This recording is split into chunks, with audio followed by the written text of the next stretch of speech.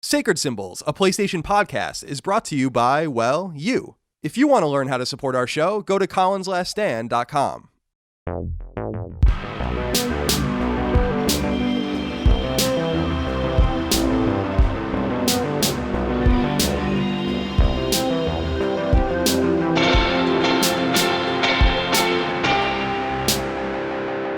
Greetings and salutations. Welcome back to Sacred Symbols, a PlayStation podcast. This is episode 108.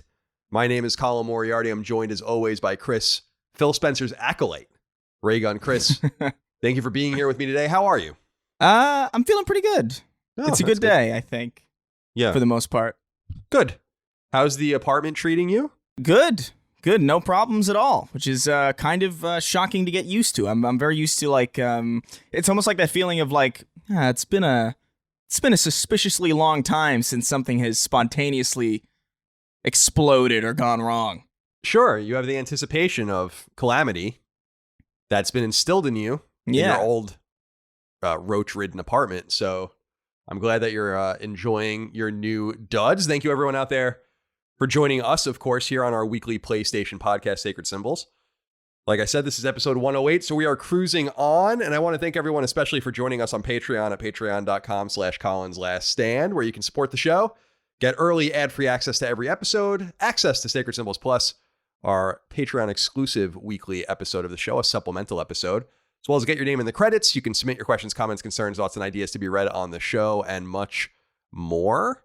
Last week's Sacred Symbols Plus was all about us delving back into the mailbag and answering some questions we couldn't fit into the normal run of show. But this coming week, we're going to do one on this Xbox event.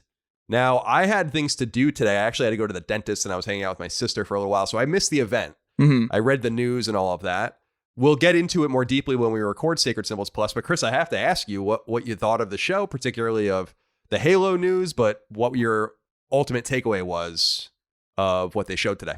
I was pretty happy with it. I think they definitely had less to show than the Sony show that Sony had. I think that went for an hour and 45 to 2 hours, the Sony show. So this one was just an hour with a pretty just generic pre-show that didn't really matter. They showed Hello Neighbor 2 and stuff like that. Very, very small fry stuff. But I feel like of the limited things that they showed, almost all of them were things that I would genuinely be curious to play. They showed Psychonauts, and they showed a new Obsidian RPG, which I thought was pretty huge. And they bookended with Halo and Fable, which is exactly what I wanted. So I think it was a pretty okay show. I don't really have much negative to say about it. And again, I don't want to delve too deeply into it because I want to get the audience involved when we do Sacred Symbols Plus. But what did you think of Halo in particular? It's open world. Did I read that right? Yeah. So I looked at it. I went through a roller coaster with that one, because they kicked off the show with it, and I was like, oh, this looks cool. Oh, I don't know about this. This looks strange. This doesn't look familiar. And then after I read up a bunch of stuff on the website about detailing very specific things that I thought were confusing, I got excited again. So it was a whole litany of emotions. But I feel pretty good about it. I'm eager to see more of it and hopefully play it whenever they launch this beta, which they made no mention of, which is depressing. But yeah, I'm happy with what I saw. Cool. I'm happy to hear that. I need to sit down and watch it. I basically just read the news and tried to compile things that were relevant for our show because there were some PlayStation releases shown there technically. So we'll talk about all that in the news. But yeah, the Fable announcement was pretty interesting. The longtime rumors were true. Playground Games is taking that series over, which is interesting. Lionhead, of course, doesn't exist anymore. And Obsidian making what looks like a Skyrim game is exactly why you would want to purchase them. Mm-hmm. So yeah, I think that here's my thing about this, Chris. And again, we'll get more into it in Sacred Symbols Plus, but I feel like an hour is a nice runtime. I feel like at some point you show too much. You want people to be able to talk about what you've shown and really marinate on it and get excited about it in little bits and starts or whatever, because we made fun of back in 2019, was it, when they had E3, the Sony E3 press conference, when they showed 4 games and that was it. That's a nice idea. It just wasn't executed right. Like, it's a good idea to say, like, we're going to really dive deep into some games, get you really excited about them. So hearing that it's only an hour and that they didn't show everything and then kind of blow their load, as it were, is nice. Yeah. It means that there's more. And obviously we're going to have more Sony stuff to be shown off as well. So the battle increases, it intensifies. Yeah, still no price, still no release date, which I don't think anybody was really expecting necessarily, but that's still an open question. I think one's waiting for the other at this point. I think they're ready. I think they know. I think they're trying to just outflank each other and make some last minute adjustments, and we'll see. I agree. It's got to be soon. Surely they can't go past August. Like, you gotta fucking jump the gun on August, man. In August, we have to have a price by the end of August. It would be insane if we didn't. Yeah, I agree with you completely, and that's actually something we wrote in our notes here. I was going to put it as part of the news, but I decided not to. Is that Eric Lempel over at Sony did say to Jeff Keighley on the DualSense interview that they did that PS5 pre-orders won't just appear out of nowhere. Yeah. Which is good news to hear for a lot of us, because a lot of us were nervous that this thing was just going to pop up one day. And I don't know why we thought that, because that's not usually the way they do it, actually, but it does happen in other spheres. Like, I know I'm collecting G.I. Joes, and I know that when Hasbro releases new stuff, sometimes this shit just appears out of nowhere and it gets gobbled up by scalpers and everything. So that's not going to happen in our sphere. So I think that August, I would say by August, they need to get this thing priced and pre-ordered. I just don't know what they're waiting for. It's very weird. They're really pushing it close to the end here. And if you want to just be pragmatic, Chris, then it looks like here in the United States anyway, the spigot is going to be shut off on the additional $600 a week of unemployment that people were getting from the feds in addition to their state unemployment. A lot of people were actually making more money not working than they were working their jobs because they were getting unemployment twice, basically, which is nice. It gives them a little bit of a buffer or whatever to save some money. You would think with that ending, you would want to act now while people still have money, because I'm still of the mind that the financial situation in the fall is not going to be great. So people will be happy to pay for their pre-orders now, because it might be harder for them or impossible for them to do that by the time, let's say, November rolls around. So I did want to throw that out there. The PS5 pre-orders aren't just going to appear out of nowhere. That is relevant to our conversation. I'm glad that you enjoyed the Xbox conference, Chris. And again, we'll get really into that on a game-by-game basis to see what the competition is doing on Sacred Symbols Plus. If I might use a World War II reference, this feels a little bit like the phony war, the so-called phony war, which was this interstitial period between when Britain and France declared war on Nazi Germany and when the conflict really began in earnest in most parts of Europe. There was just kind of a lot of standing still. And I feel like that's what we're doing right now. We're waiting. The anticipation is growing. Yeah. You can hear the thunder in the distance, et cetera, and so on. So exciting times here in the gaming industry. We're all glad that you're here to join us. But before we get into the news and what we're playing, I do want to make a couple of corrections, Chris, if I might. Sure. From last week. Brian Hansen wrote into us and said, hey, insert inappropriate name here, Colin and Chris. I appreciate that. Thank you, Brian. Let's say, hey, fucktards, Colin and Chris. How's that? I am writing in with a small correction from the last episode. Colin, you mentioned that Watch Dogs 2 didn't sell many copies and that you didn't know why they were making a third Watch Dogs game. I thought this was odd. So I looked up the sales numbers. It turns out that Watch Dogs 2 sold 10 million copies. I was shocked that it sold this many, largely due to the game being constantly on sale, but nevertheless, I was surprised that you never gave the game a shot, being such a big fan of Ubisoft games. I know you like to play games non-lethally, and that was a big focus for Watch Dogs 2. People had a problem with your character being a mass murderer in the first Watch Dogs, prompting the change in the second game to focus on more non-lethal options. There was even a DLC that expanded your non-lethal arsenal. I figured your comment was sarcasm, but I figured you might not know about the non-lethal options in the game. Keep making Fridays great again. I got a few notes about this, Chris. I didn't know Watch Dogs 2 sold 10 million copies. So that's just something I was totally wrong about. I was under the assumption that game didn't sell at all because no one was fucking talking about it when it came out. Yeah. I do remember that. Yeah, So, that's a reasonable assumption to make, honestly, because I didn't hear anybody talking about it either. Like, I think people were talking about it the week it came out because obviously it came out in like a very non-busy time frame, I think, if I can remember correctly. And yeah, that's surprising as hell to me. yeah, it's, let me see here. So Watch Dogs 2 came out in November 2016. So actually, It's a pretty horrible busy time.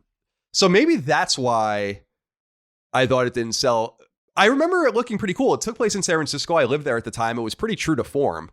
of the city, of parts of the city. And I do remember that it was about like lethality and all of that, and kind of doing things in a different way or in a more sinister way without hurting anyone and stuff. So that is intriguing to me, but I feel like a loser and a poser jumping into Watch Dogs 2, and especially Watch Dogs Legion, which is just not going to happen for me without playing the original again.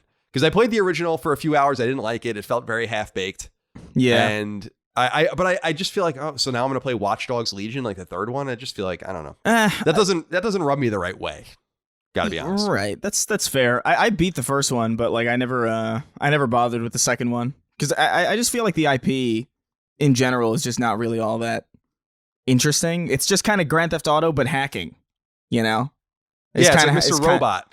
Yeah, basically. Yeah. And Watch Dogs 2 specifically got so wacky and so like cartoonish that it kind of lost any semblance of charm that I thought the first one I thought was like really charming because it was this like really kind of mediocre game, but it took itself like really seriously.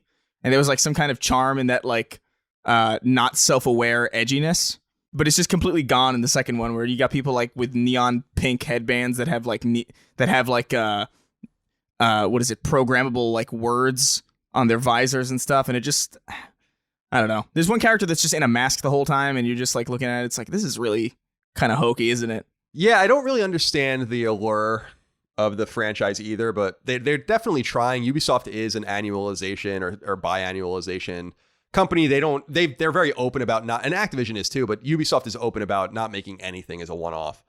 Unless it's like one of the Ubi art games or something like that. Although even with Child of Light, they were looking into making a sequel for that. So we'll see how, are they coming to arrest you? That's an ambulance. Oh, are they coming to take you away because you're dying? Maybe. They what an asshole. Like the timing of that is perfect. He pulled up in front of my building and then blared the sirens and then drove away. Like as if just to inconvenience me. What an asshole. Yeah, fucking ambulance drivers. The nerve. I hope he has a terrible day. The other correction I wanted to make was from Josh Bailey, who wrote into us on Patreon. Josh Bailey is an Islanders player, by the way. I don't think it's him, though. He says, "Good day, Collis." I like that. That's like our relationship name. Nah, I hate that. How do you feel about that? No, you don't like it? Nah. Colin, in response to Chris saying he doesn't remember a console with 2 SKUs at launch, you mentioned the PS3 having a 20 gig and 60 gig model. However, you incorrectly stated that the only difference between the 2 SKUs was the capacity of the hard drive. The $599 model or the 60 gig model also added a memory card reader, enhanced Wi-Fi, etc. So you're actually right about that. I had one of those at work at IGN. You're totally right. I totally forgot about that. So do want to correct that as well. Chris, let's get into some of these other odds and ends here. I really feel like I'm encouraging the audience to write in horrifying things to us. So we'll get into some of that momentarily. But I want to start with this Gamer Girl game. Did you see this game making the rounds? All right. So to just introduce this to people, this game called Gamer Girl, which is an FMV game. So like a full motion, real video game, as if you're watching a TV show or a movie or whatever. Mm-hmm. It was posted on PlayStation's YouTube channel, apparently. And I saw Rod Breslau at Slasher on Twitter spreading it around, but it comes from Wales Interactive, and the developer is called FMV Future. It's about a female streamer on Twitch or whatever, and like, I guess horrible things happen to her or something. And it's about her experience doing it. And I watched the trailer, and I gotta say, like, I'm like, this looks so campy and fun and ridiculous, but the response to it was so negative. What did you make of it? I mean, do you care about this? So to me, I looked at it and I'm like, this is kind of different. I mean, I know it doesn't look great, but I don't see why everyone's so upset about it. I think it's because there's an air of kind of, I don't think there's self-awareness on the devs' part. Like the devs are like kind of making this as a game to raise awareness, or like it's supposed to be like very serious, or at least that's what they're marketing it as. That's their explanation for it. So maybe they're playing into the ironic nature of it by like trying to come across as like non-self-aware as possible. But this whole game just seems like it's really trivializing something that they apparently care about, and there's something kind of hilarious about it. And I agree, it looks like a hilarious time to play that game. Seems like it'd be a trip, and I wouldn't be opposed to playing it. But I really think a lot of the complaints are really just about how the devs are talking about it in tandem with like the fact that it was pulled down from PlayStation's YouTube channel, I'm pretty sure. Yeah, it's gone. It only exists in mirrors now. Yeah. So people should go look this up. It's called Gamer Girl. You can find it. I mean, there's a bunch of mirrors of it everywhere, but definitely go check it out. So again, it is an FMV game. I know that full motion video is not for everyone, but and it is a very old way of making games. It's very indicative of Night Trap and stuff, but I think it sounds kind of fun and hokey. Mm-hmm. And so I wanted to just throw that out there that it does exist. And I don't know if it being pulled down, what that means as far as it appearing. I assume this game seems like it's done or close to done. So my assumption is it's going to come out, but they're probably embarrassed about or maybe PlayStation wants to republish it without the ability to leave thumbs up and thumbs down in comments and stuff. I don't really know. Speaking of Twitch, though, I got an email right before we started. It is from Twitch. It reads, you're invited to the Twitch Partner Program. Oh, look at that. Twitch partners are creators who stream a variety of content from games, music, talk shows, art to just about anything else you can imagine. So I signed up for this 2 months ago. I was actually talking to a friend of mine. She works at Twitch, and I was getting concerned because, after what happened to us at PAX or with PAX, I'm just expecting that I'm just going to get gut punched by everything that I try to do. Yeah. Like, I'm putting myself out there in Twitch. I definitely should be a partner because I clear all of their barriers by a ton, like orders of magnitude. And then I was just expecting that, they're not getting back to me because they're going to screw me in some way. But then I got the email, so that's good. I'm going to have my own Gamer Girl experience. They should make a game about that. Are you streaming on Twitch more regularly now? I know you were in and then you were out. I actually haven't streamed in a little while. I need to get more consistent about it, but yeah, are you still doing it? I've tried to keep a relatively consistent schedule. I try to stream it like every morning at like 9:30. It's, some weeks I get it all the time. Some weeks I just sort of miss a couple days. But I'm trying to keep consistent with it. It's a lot to balance, honestly. Well, I hear that, man. I mean, I was saying this on Knockback to my brother that I'm feeling genuinely overwhelmed recently. And I think it's because of the house and like there's just always something to deal with. And this is a lot of house for one person. And there's just always something wrong, or something I have to receive a delivery or talk to someone or so there's just this whole new sphere of my life that's like going to ultimately ruin my life, probably just like everything else. So it's hard for me to balance everything else in there because I was streaming on Friday nights and Sunday nights, and I'd like to continue to do that. So I got it now that I'm a Twitch partner. I'm going to have to get going on that and be a gamer girl streamer. All right, let's get into some of this other shit here. I do want to talk to you about this. This is interesting. Tyler wrote into us. Yeah. Said, first-time writer, listener of yours all the way back from the OG Beyond days. Thank you, Tyler. Sucker Punch's canceled game Prophecy leaked early Tuesday morning. Personally, I was intrigued by its old city setting and indicated hidden subterranean tunnels and dungeons.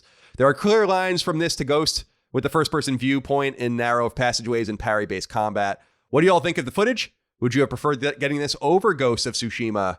Thanks for all that you do and have a nice day. So, Chris, to catch everyone up, there's an 11-minute and 23-second video of Sucker Punch's Prophecy. What's interesting about this game or this footage is that it's bookmarked by like the new Sucker Punch logo. It's got voice acting and all this kind of stuff. This is an internal demo. This isn't just someone capturing off of their dev kit. Yeah, this is something that was being pitched and greenlit at some point and probably didn't pass one of the milestones and they moved on. I would assume that this was going on in between Infamous Second Son and Infamous First Light, probably somewhere in there. So 4 or 5 years ago. But the footage is showing a character named Abel. It looks like it's kind of like a Renaissance Assassin's Creed-esque setting.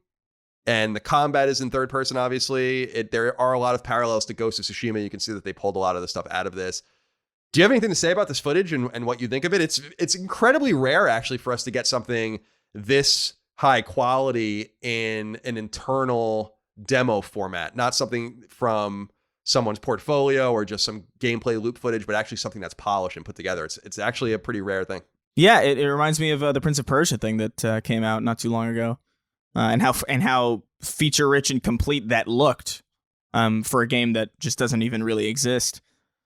I thought, while I'm playing Ghosts and I'm looking at this, I'm kind of glad that we got Ghosts instead. I feel like the setting is a little bit more interesting in Ghosts. I feel like the way a lot of the things that A lot of the reasons that I like Ghosts are not really present in this. This one, like Prophecy, just kind of looks a little bit more, not by the books, but it looks. It doesn't look like something only Sucker Punch could have made, or it doesn't look like anything that would have like blown me away had I seen it at like an E3 or really anything. It just sort of looks like another third-person action game. You know, it reminds me a lot of Assassin's Creed, like way more than.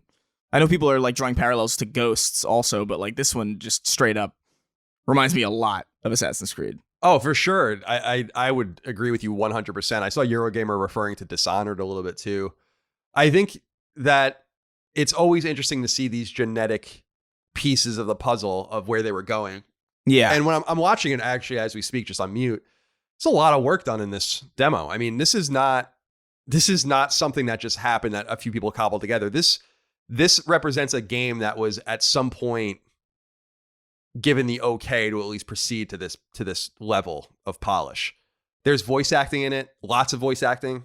You know, it's not a very advanced looking game. I mean, again, I would imagine this game might have even been being developed before PS4 came out. Because Infamous Second Son was supposed to be a launch game, and then it got pushed. They never announced it as a launch game, but I'm telling you it was supposed to be a launch game. So people should go look this up. It's called Prophecy. Just look up Sucker Punch Prophecy. Leaked gameplay is the video. It's on YouTube. Sony's going after a lot of this stuff, so it's going to be pulled down. You're going to have to keep checking around, but it looks pretty cool. I'm glad we got Ghost of Tsushima too. We'll talk about Ghost in a little while because I think Chris and I have pretty divergent opinions on it, and I'm excited to hear what he has to say about it. But yeah, Tyler, thank you for writing in about that. Everyone go check out. If you haven't, once you're done checking out Gamer Girl, go check out Prophecy in that order. Yeah. All right, let's get into some of this other stupid shit that you guys want to write in about. And this is my own fault. You know, this is my own fault for setting this kind of cadence. It's your doing. But Jeff Scott wrote into us and said, "Hey, CNC, Colin, please tell me you replace or wash your shower poof every 3 weeks.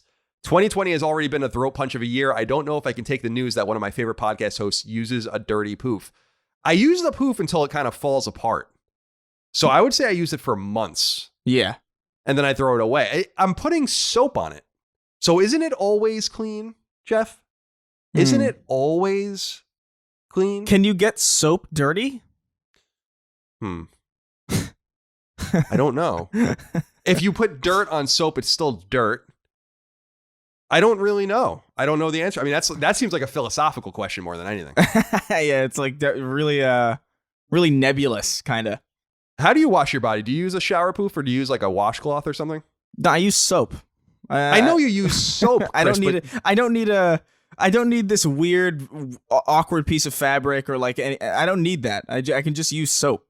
But the lather, it makes it really lathery. You know, if you put it on something. You can lather it with your hands. It's fine. All right. You seem really annoyed by that question. No, I remember learning about shower poofs and like loofahs and stuff. And I remember just like seeing them in TV shows and I'm like, what the fuck is that? Like I didn't know what that was until like college. And then I remember I got one in college and I was like, this is just taking up space really. Yeah. Yeah. Just like a cumbersome piece of fabric that I have to shower with. Yeah, they do start to fall apart, like comically get like huge, like really puff out. I think I used the same one in college I gotta be honest with you, for like 3 years or something like that. I also didn't wash my sheets at all when I was a freshman, in case you guys are curious. Oh my God. And some shit was going on in that bed. That's not ideal. I'll tell you what. No, I didn't give a fuck when I was 18 years old. I don't really give a fuck now at 35, but you know, times change. All right, Shane Quinn wrote into us on Patreon and said, "Hey lads, this isn't a question, but a challenge. One of my favorite parts of this podcast is when you get a message from someone from outside of the US who may pronounce a word differently, and you two just go off on him or her.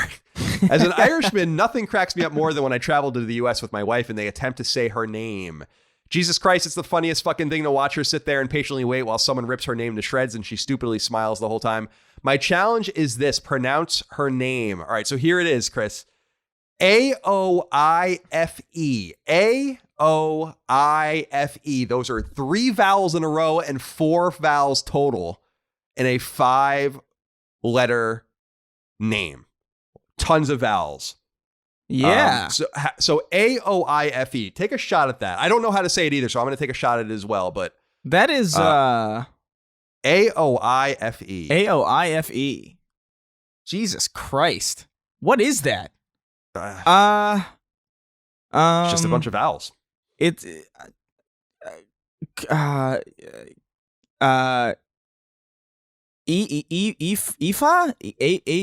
Ofa? I don't know. Yeah, I have no idea. I'm going to say Effie. Effie, yeah. Effie is my guess. I guess like, yeah, I really did. I feel like it's something weird. I feel like it starts with an A, but it's probably not even it's probably not even an A. No, I feel like what's this going whole on thing now. is a trick. I feel like it's like Ifa or something, or I'm going to stick with Effie. I wouldn't even be surprised if there's a W in there. Oh my God, there probably is. I mean, I just don't know what you do with all those vowels together. It's like, if you just had two more like random letters, like a P and an X, this would be like the worst possible setup in Scrabble that you would pull out of the bag, right? Yeah, it really The is. fuck am I supposed to do with these? An A, an O, an I, an F, and an E? Can you spell anything with that? Now I'm trying to play Scrabble. This is just a disaster. Yeah. I mean, it's very. I don't know. You write in and tell us, Shane, if we were right. So Yeah. what is your final guess? I guess like Ifa or Ifa. I wouldn't even be surprised at like or like like a W in there, like a Yeah, waff like or something. Why? Yeah. I'm Waif? gonna say Effie. I'm gonna say- Waif. Yeah. That. What if it's wife? His wife's name is wife. It's possible. Ooh, that would I'm be gonna guess very meta. Ifa though. I feel like that's probably the least of a stretch. I feel like even in Ireland, no one knows how to say that. Yeah, definitely. I'm going to be honest with you. I know a lot of Irish people. I don't feel like they would know how to say that. All right. Thank you for writing in with that. Adam Kelm wrote into us. He has this to say.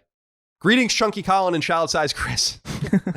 I'd just like to say that not only do the words you guys frequently use never bother me, but I've also apparently started using them myself. I didn't realize it until a month ago when my wife pointed out that anytime I hear or read about something mildly out of the ordinary, my response is, "That's wild," which I'm fairly certain Chris says hundreds of times per day.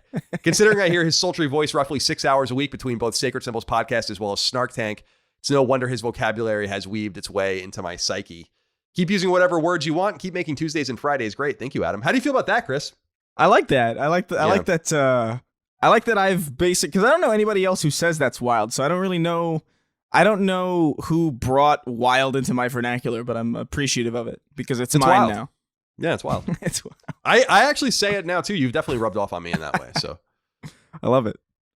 Blake Brown wrote into us and said, Colin and Chris, random question for you guys. Is someone's ability to return their shopping cart to the proper location rather than leaving it rolling around the grocery store parking lot, is it the best way to judge one's character? This is my first month as a patron. I'm thoroughly enjoying it. Keep up the great work and keep pounding. Thank you, Blake. Chris, how do you feel about this? When I was a kid, I don't know if you can relate to this, but when I was a kid in the 80s and 90s, there really weren't very many shopping cart receptacles. Like you had to bring the shopping cart back. Because I remember I'd go with my mom or my dad and they would like load things up and then they'd be like, go bring the shopping cart back or whatever. Yeah. And then suddenly over time, they started like allotting spaces to it and having little concrete piles and then these like overhang things. So these days, not that I use a shopping cart very often, but I always return the shopping cart. Mm-hmm. I do it for one reason. And the reason is that the poor schmuck high school student making $7 an hour going to collect these things in the Virginia heat, I'm making his life a little bit easier. I don't give a fuck about Target. I don't care about other people's cars. I'm doing it for the worker. Right. The worker. How do you feel about that? That's fair. See, I kick it into a free fall and just like see wherever it lands. You know, because ultimately I have no control. It's gravity and fate that's doing the steering on that thing. Right. Gravity, take the wheel. Gravity.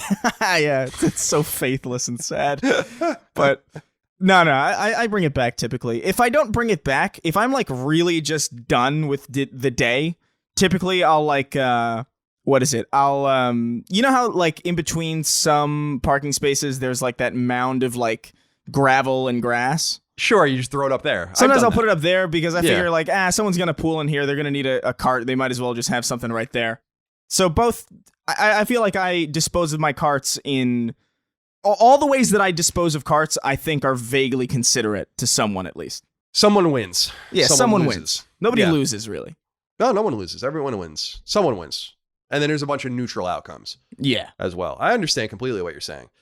I've been kind of, in this COVID era, I've been a little grossed out by shopping carts and baskets and whatnot. I'm sure it's like this where you go shopping too, but when I go to like Publix or something, there's literally like an employee standing there wiping the carts down in front of my face. Yeah. And it makes me think like, wow, what the hell were we doing before this? I was grabbing a basket. I was thinking about this like at the Vons in Santa Monica that I used to go to. You're familiar with? It's like the fucking most disgusting place ever. Yeah. And I would think I would go in there and grab a basket, do my grocery shopping. And then I was thinking recently, I'm like, there are probably baskets in there that have never been cleaned ever. Like, oh yeah. Ever. And I was just, I'm not a germaphobe at all, but I went to the dentist today and everyone was wearing a mask. They took my temperature and shit before I walked in.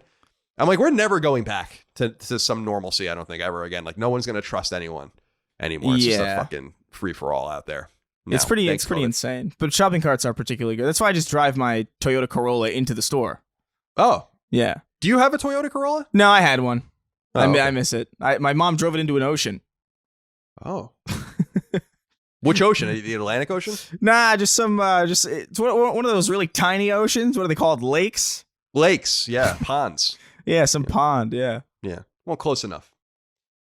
Sarah Hollins wrote into us and said, hi, Colin and Chris. Colin, in last week's episode, you detailed your shower routine. By the way, got a lot of letters in about my shampooing style, but we'll save that for another day because I can't take much more of this. However, I believe further clarification is required in relation to your teeth cleaning steps that are happening in the shower. Did you say you use mouthwash first, then brush your teeth? The instructions clearly say to brush first, then rinse. Or do you brush first and keep a bottle of mouthwash in the shower for the rinse? I'm pro brushing teeth in the shower. However, the potential sequence of using mouthwash first confused me. Thanks for the quality content and addressing this important topic on a PlayStation podcast. Thank you, Sarah, for writing in. So, Chris, I'm a big believer. It does say this on the instructions. Sarah is right in the main. But fluoride in the toothpaste, it does its work over time. Mm-hmm. That's why fluorinated or fluoride water and all of that you get in various localities. So my whole rationale is I rinse first to loosen everything up, and I finish with the brushing because I want the fluoride to remain on the teeth, right, and not be rinsed away. So that's my entire mentality, Sarah, and I hope that makes sense for you. Finally, Chris, Jonathan let's see, how do you say this? Haffel? Yeah. Haffel says, Dear CNC Sexual Connection, since we're in the heat of summer but unable to do much due to COVID, I have a simple summertime question for you.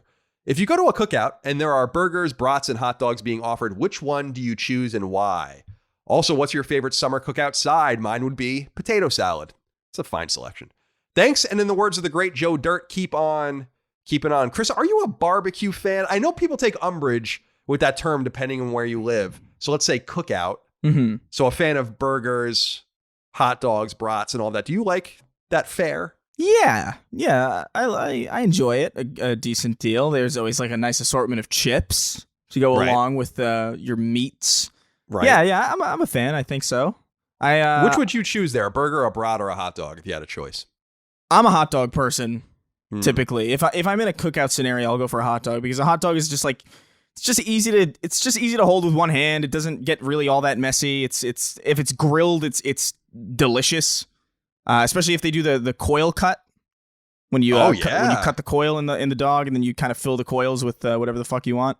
That's sophisticated. Yeah, man. That shit's delicious. And I get more satisfaction out of that than like really any burger that I've ever had, because as delicious as a burger can be, it kind of, you don't need two hands for a burger, but you also like you kind of do.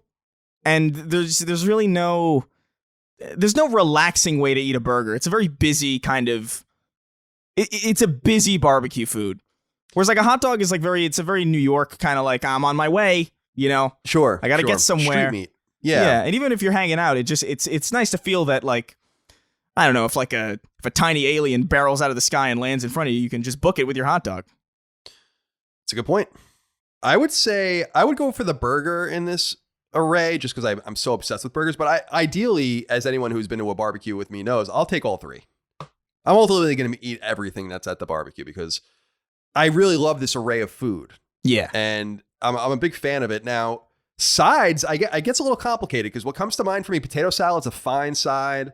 Macaroni salad, pasta salad is really good. I will say the side that I feel like is vastly overrated in this is the coleslaw. Yeah. I feel like coleslaw leaves a lot to be desired. It sometimes tastes good, but it's got to be very specific. It's usually not up to snuff for me. Yeah. The coleslaw. Yeah, no, coleslaw is just lettuce confetti. Like I can't, or just like it's just grass confetti. Like I really don't like. I can handle coleslaw if it's on like a spicy chicken sandwich or something with some nice mayo on it. But that's really the only scenario where I'm gonna be enjoying coleslaw. I don't want it as like a side to anything. I don't want it on a burger. I don't want it on a hot dog. I don't want it. It's like sauerkraut too, where it's like I just don't. I can't with sauerkraut. I hate it. Yeah, and it's just like, first of all, not only is this messy and unappealing, but it's just so borderline unnecessary that I just can't justify its existence, really. Yeah, I hear you loud and clear on that.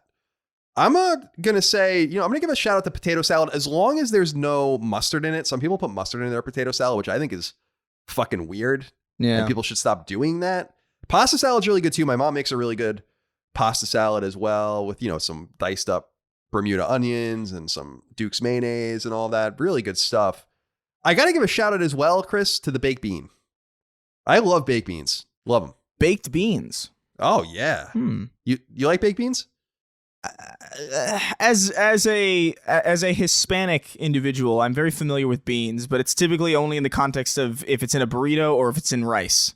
Wait, are you telling me you don't know what baked beans are? I know what baked beans are. Is it? Okay, right. Wait, do I not? Yeah, I don't know. I don't know if that's what you were trying to tell me. What's a baked bean? It's like, Campbell's baked beans or Bush's baked beans. It's like the beans in the brown sauce. They're kind of sweet. You eat them at barbecues with like burgers. Yeah. I just wanted to give a shout out. Colin, this is just beans. This is beans. No, it's not just beans. There's more to it than that. There's more. There's a sauce in it that's sweet and sugary. I feel, I'm sure. I feel like this is just how I've always had beans. So I guess I am a fan of baked beans. I don't know. I'm going to be really concerned if you've never had baked beans. That's going to be really concerning to me. I'm pretty sure I have, because I've just always referred to these as just normal beans. They're not normal beans, though. I understand, but this is my default. I understand what you're saying, but I'm saying in my experience, these are just default beans. All right. Like I've never had beans that were not baked beans, I guess. Interesting. I'm looking up baked beans right now. Traditionally consisting of white beans or parboiled white beans baked at a low temperature for a lengthy period in some sort of sauce. The usual preparation of the dish in the United States when not using canned beans. I actually really, when I was in UK, I had baked beans. They eat baked beans with breakfast, which is like super fucking good. Dip your toast in it and your eggs. Oh, yeah, I can't do that. I can't justify that. They don't do very much over in Britain that's worth a goddamn thing, but they know how to make a good breakfast over there. Oh yeah, this is just these are candy beans basically. Yeah, kind of. Yeah. Yeah. So shout out to them as well. They go well with the burger. The problem with them is that you need to have the compartmentalized plates. When you go to a barbecue and you have the plates like a triangle, 3 triangles. Yeah. You have the big one for your burger and then the small ones. You got to keep the baked beans isolated because otherwise they just leak on everything. They make the bun soggy. They can really fuck up your whole day. All right. How long have we been going here? All right. I think it's 40 minutes or so. It's time to get into the games we're playing. Chris, we're both playing Ghost of Tsushima. You've gotten a lot further in it than I have, I think. I'm curious what you think of it. Yeah, so I like it. I'm falling off a bit on it because I've just got so much work to do, but I'm enjoying the setting, I'm enjoying the gameplay, I'm enjoying the story, even though the story is pretty bare bones. It's pretty what is it? It's I would say it's like Ghost of Tsushima is not exceptional, but it's really good. And it's like, for me, it's like a very nice experience every time I jump into it. It's like, oh, this is nice. It's pretty. It's fun. It's satisfying to just sword through people and learn all these new skills and meet all these characters that are interesting enough for me to care about, but not like so overly like overacted or so overly overwrought that it just becomes kind of tedious that I'm forced to spend time with them. It's a nice. I'm cruising along. I'm enjoying it. Yeah, I'm only a few hours in because I've been busy too. First of all, I should say that I beat The Last of Us Part 2 again and platinumed it, and I love it a lot more now than I did. I think the game just really resonated with me the second time through. I don't really want to talk about it anymore because I feel like it's so fucking toxic around the game. It just sucked all the fun out of talking about the game for me. Yeah. But I did want to say that I did get the platinum in it. Platinum number 98. And yeah, I really, really enjoyed it. So I segued over to Ghost of Tsushima when I was done, I think this past weekend. And I don't know. I don't know if it's just I'm not in the mood, which I think might be the problem partially, is that I'm just not in the mood for it. But I sit down with it. I've probably started it up 4 different times since then. And I'm only able to play it for a little while. And then I'm like, I just don't really want to play this. And I don't know why I feel that way, because there's not really much wrong with it as far as I can tell. Like you said, it's not an exceptional game. I mean, you can tell it's not. There's nothing overtly special about it, I don't think. But I don't want to judge it too harshly or with too much finality, because I've not played enough of it or beaten it yet. But there's just something that doesn't have a gravity to it with me that I'm surprised about, because I typically like open world games and grinds and checkboxes and all of that. I do think the game does some really cool stuff. Like I do like the lack of waypoints.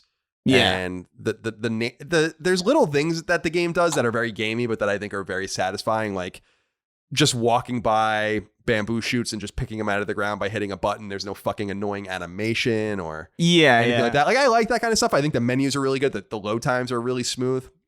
Yeah. And really quick. Yeah, it loads really quickly. Yeah, it does. And I heard that they actually throttled the load time because it wasn't giving people enough time to read the screens in between, which is kind of funny. And I wonder how they're going to handle that with PS5.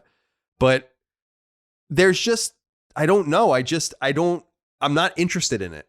Right. And I'm really trying to be interested in it, but I'm just getting my eye drawn by other things. So tonight when we're done and I eat dinner and stuff, I'm going to sit down with it again because it is fun to play. A time or two ago, I was developing a little bit of a rhythm with it where I was like, okay, I think I'm understanding this a little bit more. There's a lot of content here.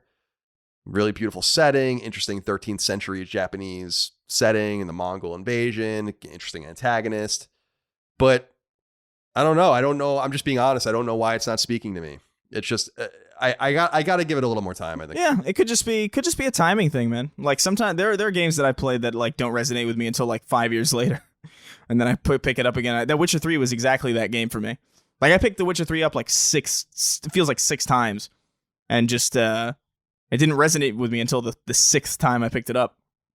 You know? Yeah, it could be that. It could be a timing thing. I felt so morose when I beat The Last of Us Part 2. Like really emotional again when I beat it the second time. Yeah. That I guess maybe this just wasn't hitting the right chords for me or whatever. But yeah, so I got to give it a lot more time and a lot more thought before we do our spoiler cast and all of that and talk about it more in depth. But I got to dedicate a little bit more time to it till I start to grasp exactly how I feel about it. Although I will say that the big thing to me is this lack of lock-on in the game, which bothers the shit out of me. Oh, really? I read I think Nate Fox or someone over there, maybe Brian Fleming, was saying, like, trying to explain why there's no lock-on because they want to be able to enemies to attack you all at once and you don't want to be isolated one-on-one. It just seemed like a lot of weird excuses. I'm like, but why isn't there a lock-on? So I just don't understand why you're not letting me lock on, because the camera is kind of a mess in the game during combat. I mean, it doesn't have anything to lock onto. That's why you need the lock-on. Isn't so much about ease in combat. It's about keeping the camera sane. And when you're trying to fight and control it at the same time, I think that's subpar design. And I was a little bit surprised to see that in this game. I really wouldn't be surprised if they patch it in. Yeah, maybe. There is in the accessibility options, there is an option to have like some sort of pseudo lock on where you're basically but it's not the same. It's not what you're looking for. Because a few people were like, oh, it's in accessibility. And I'm like, that's not really it. You know, that's like dumbing the game down. I want something that's like a true lock-on system. I just feel like that's what's really missing for me. Do you feel the same or do you disagree? I didn't really notice the lack of a lock-on system until I read about it on Twitter and I saw somebody mention that there's no lock-on system. And I still didn't really notice afterwards. It never really hindered me. I've always found like the weird circle that appears over enemies kind of immersion shattering, and especially for a game like this that's like doing a nice I would say doing like a really fine balancing act between being, you know, this kind of gritty, realistic samurai experience while also trying to gamify things in a way that kind of marries both like tactile realism with the satisfying quickness of what a game should have and what a game should offer. Like the little things you said, like picking bamboo off of trees like instantly, and even just how comically far you can roll away from enemies. But I don't think I didn't notice the lack of a lock on. Yeah, I noticed it just because the camera in the game is really chaotic. Because it's totally untethered to anything. You know? Yeah, I noticed that it could be like that sometimes too. Yeah. It's not an egregiously broken camera, but it's definitely, there are some hiccups with it for sure. All right, let's take just a few questions about the game, because I do want to do a spoiler cast on it later in the coming weeks, perhaps. So we'll get into it further, and so I don't want to talk too deeply about it. Also, Chris and I have not played enough of it to really talk about it too deeply, but we do have a few interesting inquiries here that I wanted to investigate further. So Adam Opat wrote into us and said, "Hello, Biggie and Smalls. I'm playing Ghost of Tsushima and enjoying it, but something just kind of hit me. The Sony first-party games are kind of all starting to become a little homogenized. The art direction, gameplay movements, and even all starting to include a grappling hook feature, they are starting to feel less and less unique. If Xbox or other studios pick up their game and really start delivering, will people start to hammer Sony more for the lack of diversity in their AAA games?" I have to say that I'm starting to notice this too. And this is why I wanted Killzone instead of another Horizon right away. This is why I wanted SOCOM instead of... SOCOM's not even a game I would play. But when I'm looking at the catalog of exclusives from the first party, they are becoming the same. I mean, when you look at Days Gone and you look at Ghost of Tsushima and you look at Spider-Man and you look at Horizon, I'm like, how many open world games do you need?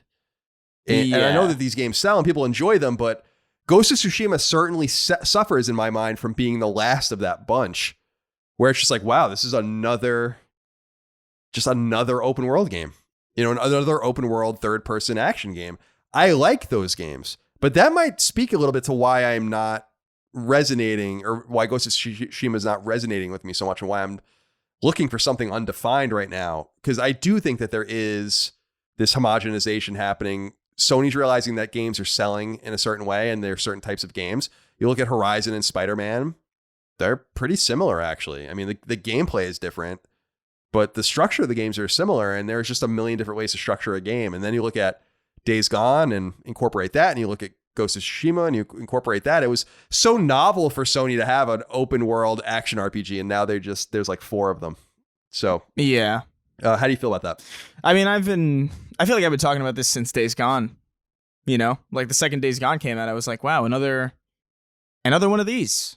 You know, and I thought it was just interesting, especially like not even just another one of these in a vague way, but like another one of these in like a very direct, upfront, like here's a third person, you know, morose, realistic action zombie survival game.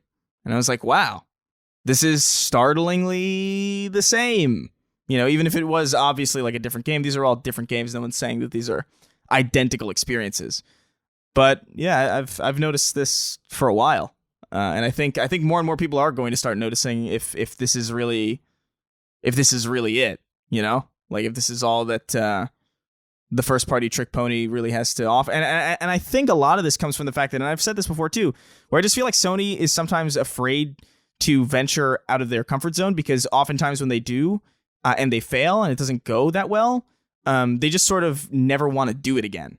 So when they find like a success, I feel like it's a similar thing where they're like, oh, we have to do this a lot then. And in fairness, it's a good strategy. It's worked. It's working pretty well. But I think eventually people are going to start maybe noticing that, yeah, you know, maybe we could do without another third person open world, you know, game with a very realistic art style that kind of looks vaguely the same as a lot of other things that we've played already. Yeah, it's interesting, right? When you look at Sucker Punch or Naughty Dog and you see their evolution from cartoony to realistic, and they kind of paralleled each other. And you could throw God of War in there too as another kind of pseudo open world game. It's just, even changing perspective would be interesting. We saw from Playground Games in the Xbox presentation, their game that looks more like Skyrim. Like even doing something like that would change the flavor a little bit. But when I look at Sony's offerings, I'm like, what about a JRPG? What about a fighting game? What about, and you're right. Like when they do something like PlayStation All-Stars that has like tepid response, they just abandon the idea of doing a fighting game, for instance. But that's not a bad idea. It's just, you got to execute on it better. Yeah. And that's why I'm so desperate to see Killzone or Resistance, because I just feel like we need a linear shooter. Like I just want to play something that doesn't make me think so much. It doesn't take so much of my time. I think it's becoming exhausting. Maybe it's just because I do this for a living. I don't know. And I ebb and flow as well, but so I don't know if Ghost of Tsushima is the problem or I am the problem. I have to admit that. I don't know. Patrick Bakeys wrote into us. That's an interesting last name, isn't it? Yeah. Bakeys says, howdy CNC Entertainment Emporium. I was wondering if you guys felt that part of what makes Ghost of Tsushima stand out from its otherwise seen before gameplay is how easy it is to find collectibles and upgrades. Instead of buying a map from a vendor that gives you waypoints or some other tried and true way, Ghost makes it so natural. Following a scampering fox or a singing bird makes that next hot spring or shrine just another part of my journey instead of another thing I'm going out of my way to check off. I cannot seem to get enough of this feature and have been mainly ignoring the main quests so far, just to see where these creatures will take me. Loving the game and spending my car rides with friends. Thanks so much. Keep mushroom stamping that chicken. We will. Thank you, Patrick. How do you feel about the more organic way Ghost of Tsushima is built? I do appreciate that. It feels very organic and very natural. Yeah. Just without waypoints, I think it's pretty cool. But yeah, like following the fox to the shrine, there is a little something special to that. Don't you think? Yeah, I think it's the most unique thing that it has going for it is just how reliant it is on the game world to guide you, and how much of a point they made as a development team to just sort of make the HUD as clean as possible and make the UI as clean as possible and make the map as clean as possible and just sort of get the UI kind of out of your way and kind of supplement it into the actual game mechanics and actual world building. I think it's really awesome. I think it's the most special thing about it, and I think it's probably been the major hook for me because, I've played a lot of games like this, and it really does begin to feel like you're not really exploring. You are just sort of going from point A to point B, and you're just sort of trying to make things happen narratively. It's almost like the story is driving the journey rather than the journey driving the story, and I feel like this is a really good example of Sucker Punch kind of, actually flipping that equation and making it so, yeah, you can find a collectible somewhere, but it's always going to feel like your curiosity is naturally piqued by something happening in the game world to drive you to that collectible rather than knowing that you have a collectible to find and that it's at the end of that, scampering fox or flying bird. I don't even really care ever what is on the other side or where I'm being led to. I'm just always really keen to check out where I'll end up, which is something that I haven't really felt in a open world game in a pretty long time. I think Red Dead 2 is probably like the last time I felt that, because they have all these like dynamic moments that kind of occur off to the side, and it kind of piques your curiosity naturally without actually like promising you like, hey, there's an upgrade point if you do this. It's like, no, it's just interesting. Yeah, I do have to say that they seem to really balance the systems in the game really well. There's a lot of content, but it's just hidden under this obscured fog of war. You really have no idea what's going on. And I'm sure you could probably shut it off in the granular menus or whatever, but I was a little surprised that they still succumb to like using meters in terms of like where you are to the waypoint, even though the waypoint doesn't exist. So there's like still a little bit of a gaminess there, where I would have preferred to not even see that at all and then just follow the wind or follow the bird or whatever you're doing. So yeah, there's something really cool about that. I think that Sucker Punch stumbled upon something that's a nice design philosophy that really allows it to stand apart from this flood of not only first party, but third party open world action and RPG experiences. So there's a lot of cool stuff in the game that I really appreciate. And they did, unlike God of War, it seems like they did get the small things right in this game. The load times are quick. The quick travel system is natural and easy to use. The menus are really nicely flowed and organized. So can't complain about the little things, but I do need more time to really figure it out. I have a hard time believing that I'm going to be tepid on this game for very long because I love Sucker Punch. And it's not about just loving them. It's that I like what they do. And so it would be weird for this game not to resonate with me ultimately, I think, because I'm such a Sly Cooper and especially an Infamous fan. All right. Let's see here. Crave Snow wrote into us and said, Yo, CNC, it looked bad when The Last of Us 2 and Ghost got their final release dates so close to each other. In hindsight, does it feel like Ghost is exactly what Sony needed right after all of the toxicity surrounding The Last of Us Part 2? Ghost really is incredible so far. I can't wait to hear your thoughts on it. Thanks and congrats on the success of CLS this year. Thank you, Crave Snow. How do you feel about the way everything shook out now, Chris, with the schedule? I was really concerned about Ghost of Tsushima getting cannibalized by The Last of Us Part 2. I think the leak of The Last of Us Part 2 and kind of the toxic nature of it really ruined that idea. And that's probably good for Ghost of Tsushima. Tsushima's conversation seems much more positive than I expected, and it's selling at a brisk pace. I actually read that it's sold out in Japan physically. Oh, wow. Which is interesting. So this game might be doing a lot better than I had anticipated it was going to do. Not commercial, or not critically, but perhaps commercially. Do you feel like things kind of shook out in a way that makes the most sense, all things considered, even though it didn't seem like it was the wise move to begin with? Yeah. I think it totally worked out. I feel like a lot of people were, I feel like there were a lot of people who were just kind of let down by the thing that they were expecting to be like a marquee title, and they have this kind of new experience that isn't necessarily that people really had no expectations for, really. Like, nobody really knew what the game was. People had seen so little of it really played. They didn't even really show us gameplay until pretty late. So I feel like people it's a combination of, very little to expect, very little expectation, mixed with like a product that is just genuinely pretty damn good. Yeah, I think it inadvertently worked out. Yeah. For Sony. They couldn't have possibly known what was going to happen with The Last of Us.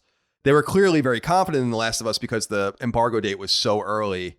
They were less confident in Ghost because the embargo was closer to launch. But having pre-launch embargoes for both games showed a level of confidence. But yeah, the toxic nature of The Last of Us Part 2's conversation in the more active parts of the gaming sphere has really injured that game, injured people's perception of it. And if a lot of people are going to give it a fair shake, which I think is a real shame. But Ghost is definitely the benefactor in all of that. Although Sony is ultimately the benefactor. They own both of those games, and they're both going to sell very well. We have Last of Us sales figures, which we'll talk about in the news. Speaking of which, we've finally arrived there at the news. And I regret to have to say that we have to talk about Ubisoft again. This is 3 weeks in a row now. Yeah. I know people are getting tired of this conversation, but how do I put this? I don't want the show to be catered towards what I want to talk about, or we wouldn't talk about half the shit we talk about, to be honest. Yeah. We have to have an all-encompassing look at the PlayStation scene and the scene in the third parties that affect PlayStation. So I know some people are tired of hearing about this stuff, but we've got to talk about it to be able to have these conversations openly. So number one, amidst all of its behind-the-scenes problems, mega publisher Ubisoft has revealed an enticing piece of news about its next-gen games. They will remain $60 at least to start. Word comes by way of a company earnings call as reported on by multiple sources, in which CEO Yves Guillemot notes that all holiday releases will be $60. A stark contrast to rival publishers 2K's admission that, at the very least, NBA 2K21 on PlayStation 5 will cost $70, while the PS4 version will remain $60. However, it's vital to note that Ubisoft's decision is likely temporary and strategic. Guillemot makes sure to specifically say they're only talking about the pricing of its so-called Christmas games. Ubisoft's two major PlayStation 5 games in the fall will be Watch Dogs Legion and Assassin's Creed Valhalla, which will both also be on PlayStation 4. Watch Dogs Legion comes out on October 29th, which is likely before PS5 comes out, but Assassin's Creed Valhalla's release date of November 17th suggests that it will also be PS5's launch date. That's my prediction. You guys can nail that down. Guillemot likewise revealed that its next salvo of game announcements will come in September at a second Ubisoft Forward presentation.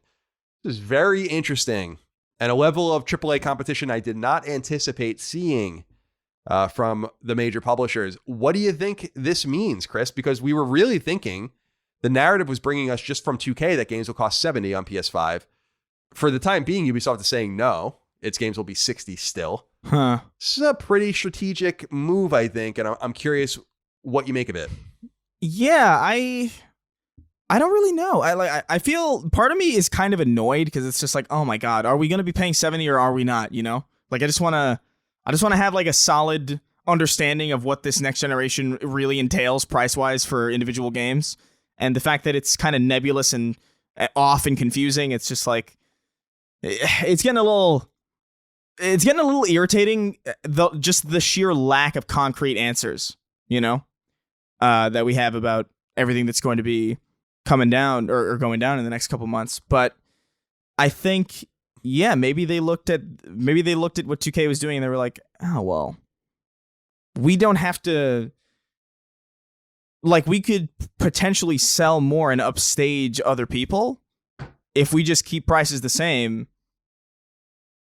And that's not really that big of a deal anyway, because we're going to be having these like new consoles. We're going to have presumably a pretty large install base already for all of the games that we currently make. Most games are starting to be consumed digitally as a majority. So like, I feel like maybe they were just like, we could probably just undercut everyone and just sort of keep making money. Yeah, I think that the $10 will just be a nice optical win for them.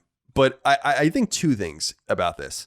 The first thing is that game prices are going up. Ubisoft is going to start charging $70 for their games. The question is if they want to do it now or they want to do it later. If they want to pull the Band-Aid off now and they want to pull the Band-Aid off later. I think there are pros and cons to both. Mm-hmm. Like, I think 2K coming out and saying like $70. I think that that's really smart because now they don't have to say it again, you know? Yeah. Now people just go in and they anticipate that this is the way it's going to be. My other thought, though, is that Ubisoft might be doing this because what we're going to find out about Watch Dogs Legion and Assassin's Creed Valhalla is exactly what we found out about, say, Watch Dogs originally, which was that it's going to obviously be spec'd towards the lowest common denominator. And the PS5 versions of these games are not going to be that impressive compared to the PS4 versions. And people are going to complain. And this just stops that from happening. Ubisoft can just say, like, listen, it's $60 regardless of the console you bought it on. It doesn't really matter. Then when they do Assassin's Creed, fart noise in 2022 or whatever, it'll be only on PS5, and then they can charge $70 for it, and no one's going to complain. So I think that this was a strategic PR move. Yeah, that's more than just competing with everyone, but just saying, like, you know what? Let's just not do this with our cross-generation games. Let's start charging more when we have a firmly next-gen game, which they will, starting next year. So I think that that has something to do with it as well, but it's hard to say what their exact strategy is. But to your point, this throws everything into chaos because now we don't know. So now we know 2K is doing this with some of their games. We know Ubisoft's not doing it. So what's Activision going to do? What are the first parties going to do? Is another big question as well. What's Bethesda going to do? What are smaller publishers like THQ Nordic and 505 going to do? There's a lot of openness, and this suggests that there's no direction from the top about what games should cost, like an MSRP from Sony, which is great because that means that people might even be able to go lower or higher. And this is exactly what I think we need to see. This is exactly it. So this might be materializing before our very eyes. We'll keep an eye on it. But I think that's great news for the consumer. I don't know if it's great news for Ubisoft. They're going to be out $10 per game on millions of games sold. I mean, think about it. If you go buy a PS5, we don't know what the launch games are going to be yet, but there's probably not going to be very many launch games more consequential than Assassin's Creed Valhalla. So wouldn't you want to charge another $10 for it? It shows a little bit of corporate restraint. Can't say I hate it. Can't say I hate it. But that Band-Aid's going to get pulled off. Trust me. Yeah, eventually. All right. Let's talk about a little bit more about some Ubisoft stuff. Number 2, in addition to talking about game pricing, Guillemot also spoke candidly about Ubisoft's recent troubles in regard to accusations of sexual harassment, assault, and other impropriety leveled against a small handful of employees, including several high-ranking executives. As reported by IGN, Guillemot told those listening to Ubisoft's earnings call in part, quote, "I am determined to make profound changes in order to improve and strengthen our corporate culture. We already have acted swiftly and firmly, announcing and introducing large-scale initiatives intended to transform our organization. Our overriding aim is ensuring that all Ubisoft employees have a safe and inclusive work environment," end quote. As such, the publisher has hired external consultants to investigate previous, current, and near-future accusations, and will also use an external firm to catalog all complaints, which will be delivered to Ubisoft's board of directors. Ubisoft's Human Resources Department will also go through a substantial overhaul to, quote, better prevent, detect, and sanction inappropriate behavior, end quote. Like with the collection and filing of complaints, an external company will be auditing their current way of doing things. Anonymous feedback is currently being collected from all employees willing to participate on the current state of things and how improvements can continue to be made. And perhaps most interestingly, future bonuses will be paid out based on an individual team's, quote, ability to create a positive and inclusive workplace environment, end quote. So there's a couple of interesting things here I'm curious to pick your brain about, Chris. The first is this idea of corporate culture. And I've been reading a little bit about Yves Guillemot. The Guillemot brothers have been at the top of Ubisoft forever. Yves is obviously the CEO and kind of leader of the company, massive shareholder of the company privately. So the question to me is this. Gilmore hasn't been implicated in anything. No one's pointed a finger at him and said, like, he sexually harassed me. He said an inappropriate word. That's great. But doesn't the buck stop with him? If I were on the board of directors, I would at least be inquisitive as to why he's still employed. I like him. I think he's good for the company. But all of the people that worked and reported to him, or a lot, not all, but many of them are fired for impropriety. Why is he getting off the hook? Where does the buck stop at Ubisoft? That's a big question I have, and I'm wondering what you think of, or what you think the answer might be. Yeah, I don't know. I think you probably said it. I think maybe they probably think he's good for the company, and that's probably the only real reason they need. I feel like you only really get rid of people who are replaceable, right? You typically even do you remember when James Gunn was like canceled or whatever? Yes, he was the director of Guardians of the Galaxy. They were Marvel films. And he got fired because of jokes that he made pretty in poor taste in like 2009 on Twitter. And this happened in like really like the late 2000s, early 2010s on Twitter. And he got fired like in the last 5 years from that job. And even after like a little while, they were like, James Gunn's kind of important. Let's get him back in here. It's we probably overreacted. It's whatever. So I feel like people are willing to kind of bend based on how much value that they see in you, even if they're going to take some heat for it. And I think that's probably what's happening here. Yeah, it's clear. I mean, he has an incredible amount of power. I don't know what I'd have to look because they are a public company, so you could just look. But I don't know what his voting power is, too. He might be able to just veto his own removal. So that's possible as well. And I'm sure he has a lot of allies on the board of directors and in the shareholder groups. But yeah, I just been thinking about it. It's not that I want him to get fired. I just, when things like this happen in a corporate culture, CEOs usually are removed. And I just feel like he is kind of saying all the right things, which is great. But I see people asking the question of, like, well, what about you? Like, you weren't implicated in anything, but you're the head of the company. The culture starts and ends with you. Like you're the trendsetter. You're the pacemaker of the company. And all of this stuff was happening under you for years. Mm-hmm. And I think it's a valid thing to inquire about what the hell's going on over there.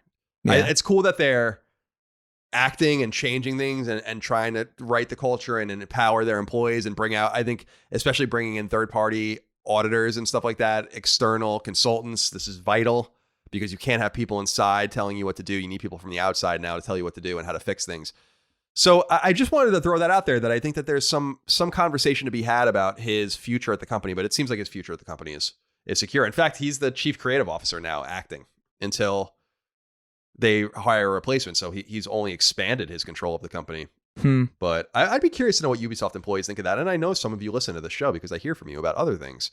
So feel free to write in about that. We did get a letter here that is somewhat associated. So Jonathan Gomez wrote into us on Patreon. He says, long time, first time. Just wanted to hear your thoughts on the recent controversy surrounding the Ubisoft marketing team and the now ex-chief creative officer Serge Hascott's comments regarding female lead characters. According to Jason Schreier, who now works at Bloomberg, he reported that the Assassin's Creed Odyssey developers wanted Cassandra, one of the protagonists, to be the only playable character, but Ubisoft marketing team and creative lead Serge Hascott wouldn't allow it as they believed women don't sell, in quotes. I, for one, never considered this would be a common thought in the industry, as games like Tomb Raider, Horizon Zero Dawn, and most recently The Last of Us Part 2 all sold extremely well and all feature prominent female leads. I'm curious to hear what you guys think. As always, thank you for the great content and looking forward to enjoying more Sacred Symbols proper and plus throughout the difficult year. From Puerto Rico with love. Oh, he's one of your people. Hey, look at that. So this is interesting because people should go read the Bloomberg article if they can by Jason Schreier. It is behind a paywall, but you can usually manipulate a browser to show it to you if you go on like your phone or something like that. And so there's this idea, I guess, from Serge Hascott and others in the creative leadership team at Ubisoft that women didn't sell. And this apparently goes back to not Assassin's Creed Odyssey, but actually Assassin's Creed Syndicate and kind of the treatment of female leads and characters in that game. And then obviously Odyssey came afterwards. This seems like an interesting and important piece of the puzzle with this Serge Hascott guy especially, who's supposed to be or has been accused of sexual impropriety in some respect. That it just seems like there's a misogynistic kind of look at the way games should be marketed and who games are for, and if males have a problem playing as females, which to Jonathan's point doesn't seem to be a problem and never really seemed to be a problem, at least to me. Yeah. Tomb Raider, not only the new Tomb Raider, I mean, going back to the 90s with Tomb Raider, of course, but I feel like you market games to sell them, and there might be something to that. Like they might have data that indicates like, yeah, some of our players don't really want to play as women. We need to give them an option to play as a man. And so I'm wondering what you make of Surge's apparent insistence that women shouldn't be the overarching playable character in some of these games like Assassin's Creed Odyssey. Yeah, I think it's a weird opinion. I do wonder, like you said, though, like a lot of it depends on where the thought is coming from. Like if you're just saying that and you're kind of looking at data in a way that sort of confirms your own bias, and you're like, and you're just like a sexist person, and you're like, yeah, women don't sell. People don't buy women games, even though that's obviously not true.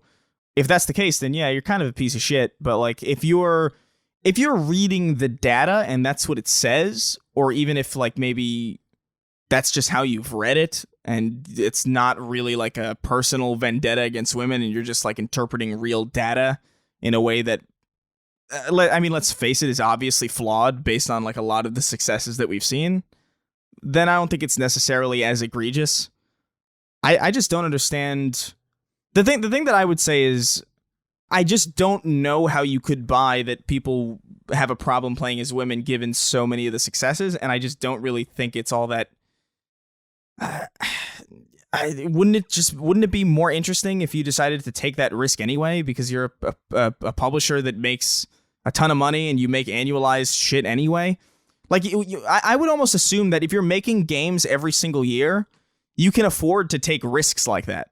You know, that's probably one of the only benefits of making a game every year, is that you have a lot more leeway as to what you can do with each title, because anything that you do or anything that you change about each title going forward can just be undone in like a year's time, and people won't dwell on any of the negative changes that you make to the formula.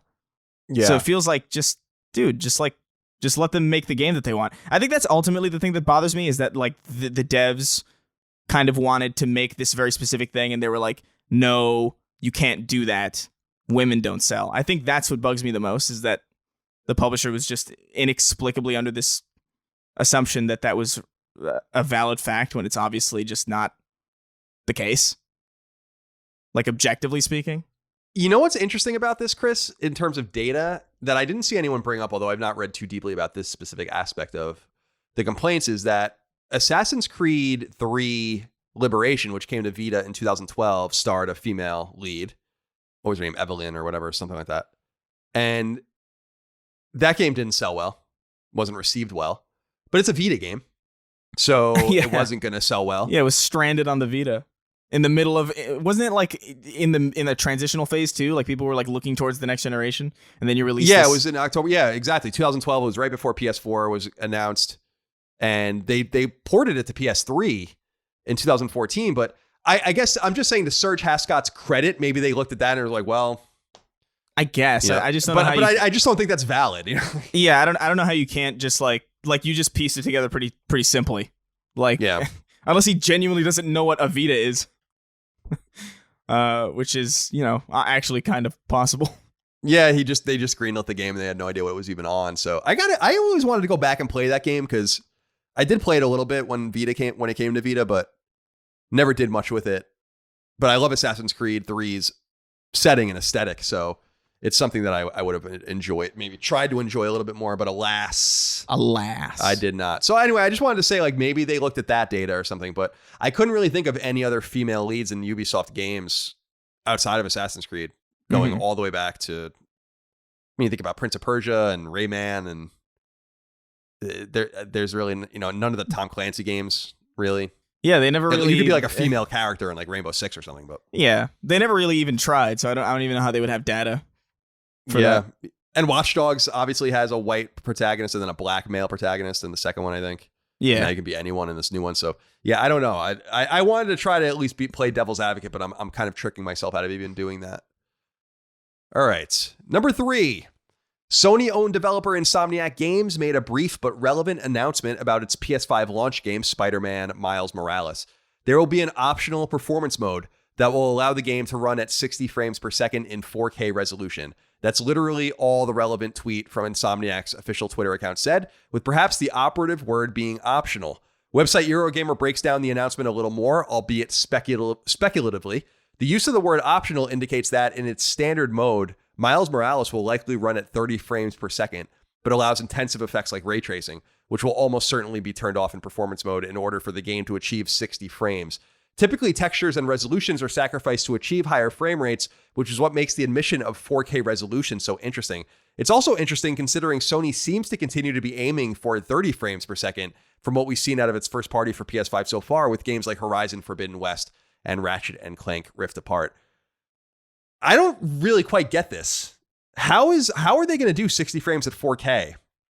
I thought, isn't that true that you lower the resolution to get the frame rates up? You usually sacrifice one for the other. Well, yeah, but I think generally speaking, like this new hardware can handle a lot of that, and I think ray tracing is the real thing that like adds like a ridiculous amount of detail and adds a ridiculous amount of bump mapping and surface reflections and realistic lighting and reflections off of like if like an orange traffic cone is in the street, it'll give off like the appropriate orange hue of light and stuff like that is probably the stuff that's going to take it down to 30 because it'll look significant. Ray tracing is no joke. Like if you've ever looked at like there's this great video on YouTube where they put ray tracing in Minecraft and it looks like just a completely different game. And my assumption is that these new machines are powerful enough to run 4K 60 without ray tracing. And I think that's going to be where the performance and the graphics modes. It's probably not even worth asking, but you're going to obviously play it at 60. Yeah. I mean, I'll definitely dabble with ray tracing because I'm sure it'll look gorgeous for like photo mode. But I have a hard time playing things at sub 60. If it's 30 frames and it's consistent, then it's a little bit better than like playing 30 that like constantly drops frames. But 60 is I really firmly believe that it's just a better experience and it's what every game should be aiming for. And if a game can't run at 60 frames on these new machines, then it's not a good sign for maybe not the machines, because obviously like people are making the machines run this shit properly, but it's not a good sign from the dev's standpoint if 30 frames is your max. It's not good. Because I always go to Eurogamer for this kind of stuff because of their level of detail and expertise and technical issues through Digital Foundry is always so interesting. And they were saying that it seems like Sony is going to have Horizon Forbidden West and Ratchet and Clank Rift Apart at 30 frames, which was surprising. But we're basing that off of the presentation that they gave where they introduced the games. And I thought that they were pretty clear that they were showing everything in 1080p and everything like that. Not that has to do with frame rate. But in other words, what I'm saying is that we're not really seeing the games at their maximum capabilities. So I wouldn't be surprised if both of those games also had the same performance mode. Yeah, I would, especially Horizon, because Horizon's an open world game too. Ratchet should easily play 60 frames at 4K, although it seems like they're going in and out of these worlds and like instantly loading shit and stuff. So I don't know. It should be fine. Like they should. I feel like most games should. Every game that's exclusive to a machine should have a performance mode, I think, going forward. All right, Chris, let's move on to number 4. Final Fantasy VII Remake Part 2 is in active development. Such is word from a recent interview in storied Japanese gaming publication Famitsu, as translated by website Gamatsu. Famitsu talked to multiple members of Final Fantasy VII Remake staff, but for the purposes of the relevant quotes, we need only refer to the words of the game's co-directors Tetsuya Nomura and Naoki Hamaguchi. Hamaguchi notes that, quote, development on the next game has already begun and we're hard at work, end quote, though we'll, quote, be waiting for a little while, end quote, to hear or see more. Nomura, on the other hand, says in part, quote, I fully understand the importance of releasing a continuation soon. We want to deliver as quickly as possible. We've grasped where the level of quality should be this time too, ellipsis. For the next game, we plan to release something with even greater quality and even more enjoyable than the first game as quickly as possible, ellipsis. When we announce the next game, we hope to make our future plans clear, end quote. Final Fantasy VII Remake's first part came out back on April 10th and was a critical and commercial success. Launched only on PS4 so far, it's one of 2020's best-selling games, and is based on arguably the most famous JRPG of all time, the 1997 PS1 game Final Fantasy VII. Tetsuya Nomura began working on Final Fantasy back with 1991's Final Fantasy IV, rising to producer and then director on games in the Kingdom Hearts and Final Fantasy franchises. Hamaguchi began working on Final Fantasy beginning with Final Fantasy XII in 2006, rising to director of Lightning Returns, Final Fantasy XIII in 2015. Sweet H2O wrote in and said, "Hey fellas, Final Fantasy VII Remake's game director Tetsuya Nomura said in an interview recently," and then the quote, "With that being said, do you think that this was his way of telling gamers not to hold their breath waiting for this game to be released? I'm personally quite happy with this interview because it sounds like they are committed to exceeding the quality of the first installment and not just concerned about cranking out the next part of the story. What are your thoughts? Thanks for making every week better. I'm happy to finally be paying for this awesome premium content." Thank you, Sweet H2O. What do you think about what Nomura said? I think you can read it two different ways. Yeah, I feel like this is really schizophrenic. I feel like, I don't know how you could be like, yeah, we want to make an even better game that has even greater quality, and we want to make it twice as fast. You know, like I just don't know how you. Those mean the opposite things to me. You know, when you say like I want to rush something out, it typically means it's not going to be as good. So I don't know. I don't even know what he thinks he means. If that makes sense. No, it does make sense. I think Nomura goes home. I picture Nomura going home every day and just looking in the mirror and thinking about his life. You know, like it just seems like so chaotic and so ridiculous. Yeah, like all the shit he's got his hands in. He's in charge of like the most convoluted franchises of all time. Like it's really weird. I agree. So it's like yes and then no when I'm reading his quotes. I fully understand the importance of releasing a continuation soon. Okay. We want to deliver as quickly as possible. Okay. We've grasped where the level of quality should be this time too. For the next game, we plan to release something with even greater quality and even more enjoyable than the first game as quickly as possible. You're right. It's totally schizophrenic. I don't know what this means. And the big thing that I want to glean onto is we want to release something with even greater quality. And he says he fully understands the importance of releasing a continuation while they've grasped the level of quality.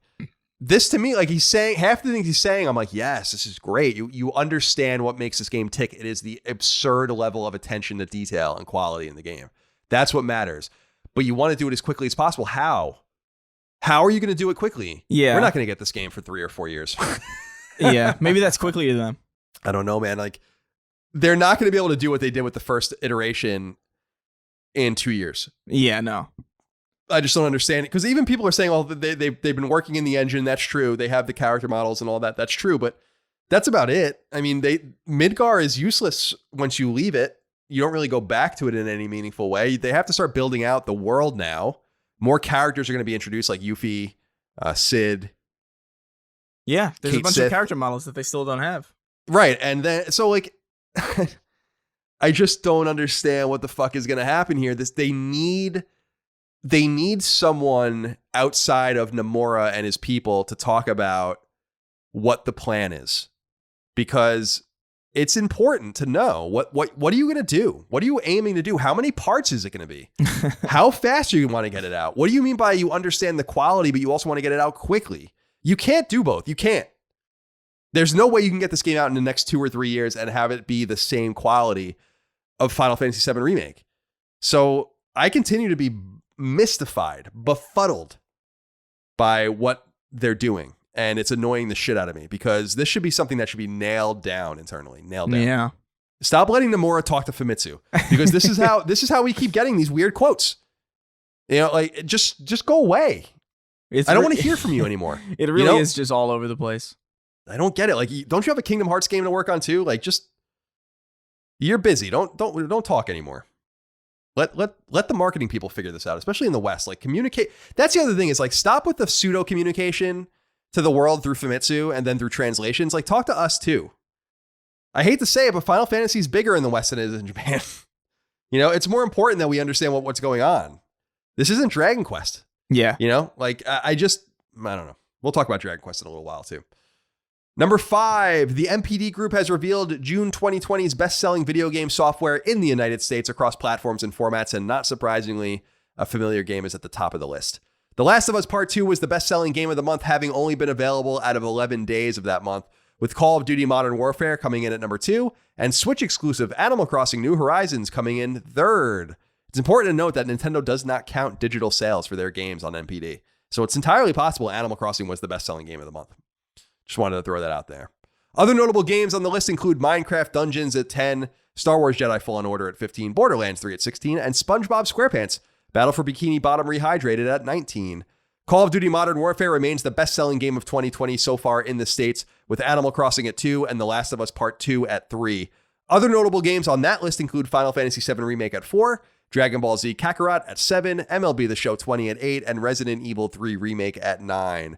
Finally, if you distill June's sales by PS4 games sold only, so no multiple SKUs, The Last of Us Part 2 is not surprisingly in the top slot, followed by Call of Duty Modern Warfare 2, Modern Warfare at 2, and Grand Theft Auto 5 at 3. Other notable games on the PS4 only list include Mortal Kombat 11 at 4, Minecraft at 5, not Minecraft Dungeons, Minecraft, MLB The Show 20 at 6, Spider-Man at 8, and Final Fantasy VII Remake at 10.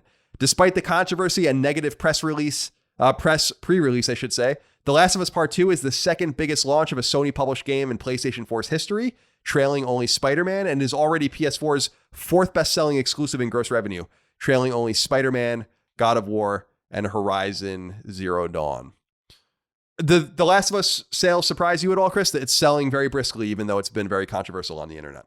Yeah, no, I mean, all press is good press, especially for a video game. I feel like the more people talk about something, the more people are going to be curious about it. I think that makes a ton of sense. I think what's still shocking the hell out of me is how popular Animal Crossing is even now, as far as like that game's not being marketed, and it's still selling. I don't know. It's I don't insane. know. That is wild. It is really crazy. It's worth noting, and I said this on the previous show, but now we know for sure, Animal Crossing New Horizons has sold better than any PS4 exclusive. Any of them, including Uncharted 4, including Horizon. I don't know. I would have to look at a SKU by SKU basis, but it's entirely possible Animal Crossing has sold more than any individual game on PS4 outside of the mainstays, the staples. Yeah. Minecraft, Grand Theft Auto 5. Maybe some Call of Duty games. Yeah, I wouldn't be surprised, honestly. Like you could tell me like, yeah, Animal Crossing sold like 90 million copies. I'd be like, fascinating. It's got to be at 20 million or so now, I think. It was at 16 million a couple of months ago. That's a lot of games, man. Yeah, well, that's not even that's not even digital, man. It's insane. Yeah, I don't get it. I don't get the game. I just don't get it. I don't understand it at all. So, teach his own. I think it's great. People are enjoying it. I really loved the original Animal Crossing because it was so novel on GameCube, but I have no interest in this game. And when it was announced, and I remember looking at Nintendo's schedule, I might have even done it on this show when we were kind of projecting out and why Switch looked like it was maybe in a little bit of trouble long term, is because there was no games coming for it. This game is like arguably as big as Mario Odyssey. It's very weird. I don't know, man. I didn't see it coming. Yeah, me I didn't neither. see it coming.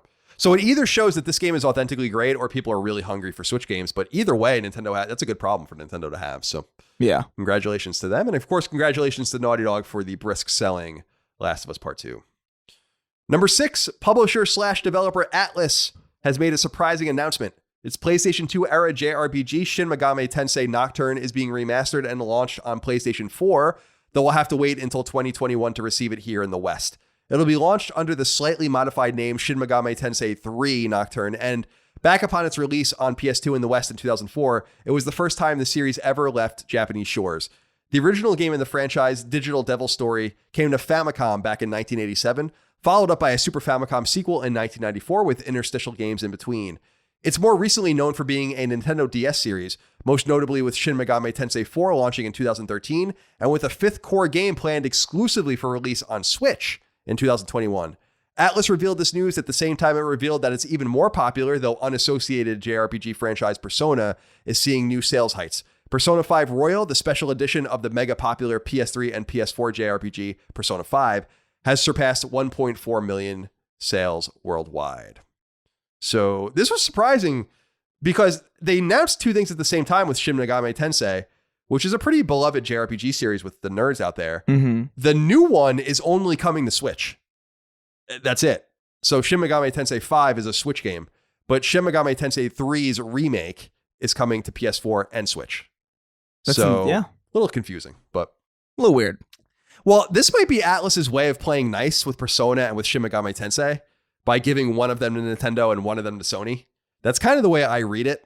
I would rather have Persona if I was Sony, but we'll see how this all works out. Anything on Switch sells now, so. Number 7, finally, we could talk about this at Microsoft's Xbox presentation, which we talked about earlier in the show, which we'll go into in depth in the next episode of Sacred Symbols Plus. Some games and pieces of DLC were announced that, while for Xbox One and Xbox One X, will also be coming to the PlayStation 4 and or PlayStation 5. It's Xbox One Series X, by the way, I should say. I can't keep it all straight anymore. Mm-hmm. It's too much. It's just too much. For starters, a new platformer was revealed called Balan Wonderland, a 3D platformer from Yuji Naka, the former head of Sonic Team, the guys that make the Sonic the Hedgehog games. It'll come to both PS4 and PS5 in 2021. Microsoft also showed off more of Psychonauts 2, which is coming from Double Fine Productions, which is now an Xbox first-party studio. However, it's still en route to PS4, though it's now been pushed to 2021. The Outer Worlds, the open-world Fallout-inspired RPG from Obsidian, which is now also owned by Microsoft, is getting DLC called Peril on Gorgon, which is coming to PS4 in September. Dragon Quest XI, which came to Western PS4s back in 2018, is getting a definitive edition, launching for PS4 on December 4th. Hey. That's the first time Dragon Quest has ever been on Xbox, by the way. 2018's Tetris Effect, an amazing PS4 iteration of Tetris, is getting multiplayer DLC called Connected, which will arrive for free in the summer of 2021. And finally, and maybe most interestingly, Phantasy Star Online 2, which hasn't yet appeared on or been announced for current-gen or next-gen PlayStation hardware, is coming to PS4 in 2021, but so far only in Japan. However, that opens up the door for the popular MMORPG to be localized and released in the West on PS4 and or PS5. I think that's obviously going to happen. Yeah. So those are the announcements that happened at Microsoft Showcase that have anything to do with this show. Anything out in there stand out to you, Chris? Yeah, I mean, I'm excited about. I think Outer Worlds and Psychonauts 2 are the big ones. Tetris Effect is great. I'm glad that that's on multiple platforms now because I was really struggling to sell people on that because people just didn't get it. If they didn't have a system to play it on, or if they were just like, dude, it just looks like Tetris. I don't get it. And it's like, nah, dude. I swear, it's cool. Yeah, Tetris Effect is exceptional. Yeah. It's an absolutely exceptional game. Audio, visual, with the gameplay, obviously. So Phantasy Star Online 2 is the one that sticks out to me the most. Phantasy Star Online 2 came out in 2012 on PC, and it actually came to Vita in Japan only in 2013, and then PS4 in Japan only in 2016, and then the Switch in 2018, and now it's the Xbox One. So this idea that it's going to come to Western consoles, I think, is fairly intriguing. I think I might have misspoke, actually, because I did say that it never appeared on current gen or next gen hardware, but it is being localized. So I'm a little bit off on that. But this game has had a weird story arc.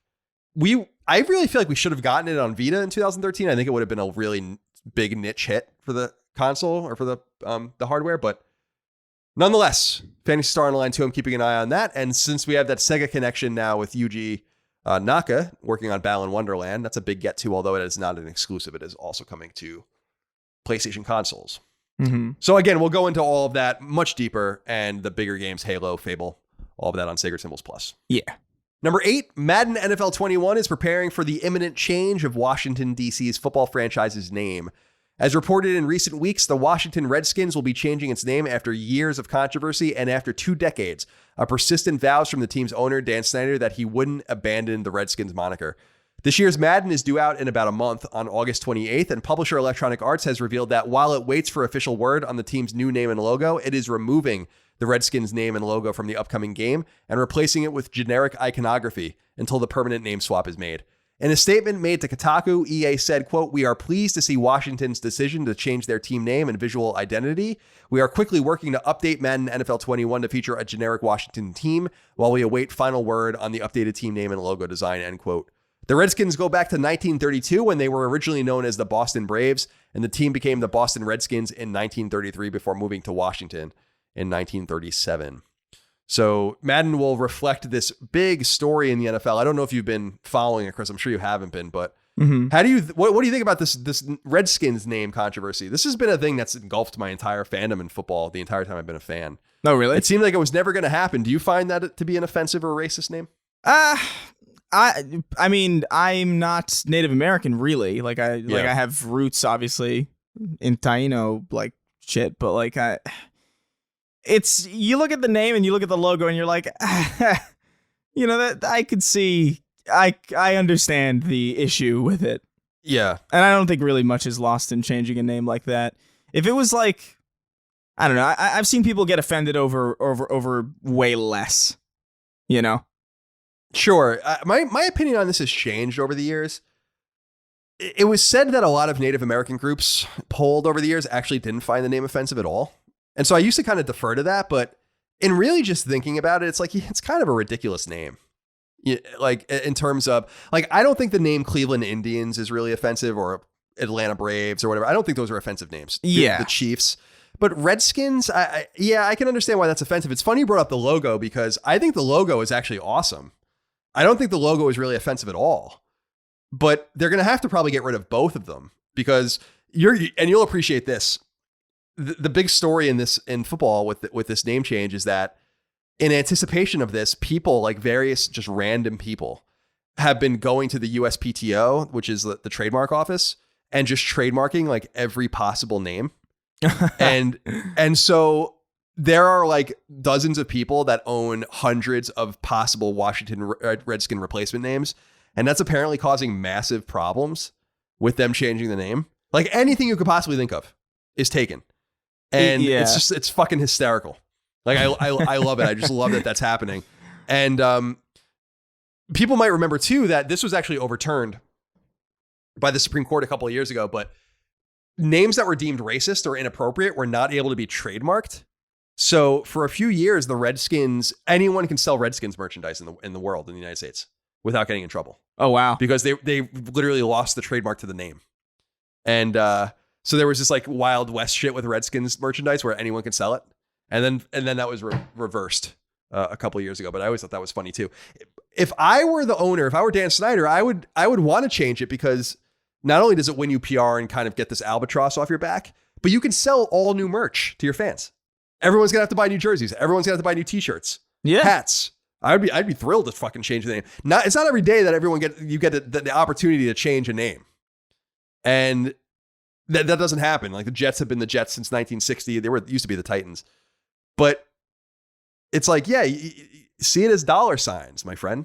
You know, see it as dollar signs. You're gonna have all these people going out and buying your Washington Red Tails or whatever you're gonna fucking call the team merch. Although I'd imagine the colors will stay the same, that burgundy and yellow, that classic old school burgundy and yellow look. Other sports news, number 9, NHL 21, this year's iteration in Electronic Arts' 3-decade-old annualized NHL series, will not be receiving a PlayStation 5 iteration, with EA aiming for a current-gen only release with a jump to next-gen beginning with NHL 22. EA Vancouver made the announcement in a brief blog post, which noted that not only would NHL 21 be arriving later than expected, launching in October instead of its usual September timeframe, but that it wouldn't be playable in next-gen only format. Of course, PlayStation 5's backwards compatibility ensures you'll be able to play the game there, but it will be the PS4 version. The blog post reads in part, quote, "For NHL 21, we made the decision to focus on adding innovative and new features, rather than the resource-heavy task of porting the game to new console technology," end quote. Earlier in the post, in regards to the release date, it's noted that COVID has interrupted the game's development, which isn't surprising. So it's an open question whether it was always EA's intention to not port the game, or if that was a decision made out of necessity. EA's NHL series goes back to 1991 with Sega Genesis's NHL Hockey and has ran every single year since. NHL 14, which came out in September of 2013, right before the launch of PS4, wasn't launched on next-gen hardware either. The first PlayStation 4 NHL game was NHL 15. Launched in 2014. Big NHL fan base out there, so you guys know not to look for the game on PS5. Number 10, niche publisher NIS America created a small stir this past week when it revealed that it would be taking down most of its Danganronpa games from the American PlayStation Store, affecting both PlayStation 4 and PlayStation Vita iterations of various titles from the series. Beginning in late August and running through late September, various games are slated to be removed, starting with the Vita game Danganronpa Another Episode Ultra Despair Girls on August 31st, then the Vita iteration of the original Danganronpa games Trigger Happy Havoc and Goodbye Despair on August 4th, and then both the Vita and PS4 iterations of Danganronpa V3 Killing Harmony on September 25th. However, this is all happening for a reason. The series developer and Japanese publisher Spike Chunsoft is taking over American publishing rights to the franchise and is actively working on plans to get the games back on PSN following their removal. The original game, Danganronpa Trigger Happy Havoc, came to Japanese PSPs in 2010, but didn't see Western release until the game came to Vita in America and elsewhere in 2014. Danganronpa 2 Goodbye Despair came to Japanese PSPs in 2012, and Vita in Japan in 2013 and in the West in 2014. Danganronpa V3 Killing Harmony, which I still have not played, came to PS4 and Vita worldwide in 2017. While those 3 games are visual novels, the other game mentioned, Ultra Despair Girls, is a strange third-person shooter spin-off that came to Vita in Japan in 2014 and in the West in 2015. It received a PS4 port in 2017 that appears unaffected, as do the PS4 ports of the first 2 games. So it's a little complex, but basically, NIS America is losing the publishing rights to those games. So Sony, for some reason in their back end, because this has happened with other games, Chris, they're not able to just transfer ownership. You have to strip the game down and republish it. So Spike Chunsoft is going to republish these games, presumably, but there is some concern that they will not put the Vita versions back up. So if you are worried about that and you don't own Danganronpa, you'll be able to download it in perpetuity if you already own it. But if you don't own any of these games for Vita and you want them digitally, I would do it now. Because it's not clear if Spike Chunsoft is going to support the Vita iterations. I would expect the PS4 iterations to pop up. It's so weird. You never know. You never know. I think it's great for Spike Chunsoft. Ben B wrote in and said, with the announcement that Spike Chunsoft will be taking over the publishing rights for Danganronpa, Colin was right. I did predict that was going to happen. Do you expect we'll get an announcement for the developer of Danganronpa 4 once the deal is finalized? As always, keep making Tuesdays and Fridays great. I don't think so. They did just release, that team did release a couple of other games in the last couple of years, so I don't think that they have anything to show for Danganronpa. So I don't think it has anything to do with that. But yeah, it's funny, when NIS America tweeted this out, Chris, everyone was freaking out. And I tweeted to them, I'm like, it's clear Spike Chunsoft is just going to publish the games themselves. And then next week, Colin was right, of course. So yeah, keep an eye on that. Again, August 31st for Ultra Despair Girls, September 4th for Trigger Happy Havoc and Goodbye Despair, and September 25th for Killing Harmony. Those will all be stripped out. That's so much. It's so much stuff that I have no clue about. Yeah, it's a lot of information. Number 11, Rocket League, one of PlayStation 4's first smash hit multiplayer games, is officially going free to play, bringing it full circle with its birth on PS4 back in 2015 as a free PlayStation Plus offering. Rocket League, which was created by San Diego-based studio Psyonix, is the sequel to the studio's 2008 PS3 game, Supersonic Acrobatic Rocket-Powered Battle Cars, and ended up being a sales sensation on PlayStation 4 and elsewhere. Launched just over 5 years ago, Rocket League has sold more than 10 million copies, with 57 million registered players, and those numbers are both at least a couple of years old. The game is so popular that Psyonix was purchased by Epic Games in 2019. Rocket League will go free to play at a yet-to-be-revealed point later this summer, following, quote, the game's biggest update yet, end quote, according to a blog post on the official PlayStation blog, noting that anyone who has played Rocket League in the past, right on through it going free to play, will receive so-called legacy status, which grants access to all DLC packs, as well as official in-game items. The big thing here, Chris, that people are upset about is the game is being removed from Steam. Oh, really? Which is not a huge surprise, I guess, considering who owns Psyonix. Yeah. So yeah, no more Steam iteration. Oh, wow. Just like straight up just removed. Apparently so. That's kind of shitty. Yeah, I agree. Because I think they did pretty well there. PS4, so Rocket League was one of the very first cross-platform games on PS4. Yeah. And you could play it pretty much immediately with people on PC. There was not much of an issue there. So it is a little weird to kind of isolate those people and throw them away. But Epic owns them now, and I guess they're making power moves. And finally, as a wrap-up, number 12, Chris, the official PlayStation blog reports that popular multiplayer-centric cooking game Overcooked and Overcooked 2 are coming to PS5 in the all-you-can-eat compilation, that the upcoming Vanillaware game 13 Sentinels Aegis Rim, which looks awesome, has an official Western release date and will launch on PS4 on September 22nd, and that PS4 fighting game Fantasy Strike is now a free-to-play game. Website Gamatsu reports that monster-catching game Nexomon Extinction is coming to PS4 on August 28th, that strategy RPG Star Renegades is coming to PS4 later this year. That platformer A Tale of Paper is coming to PS4 later this year. That's actually a PSVR game. That deep action game Sakuna of Rice and Ruin is coming to PS4 on November 10th.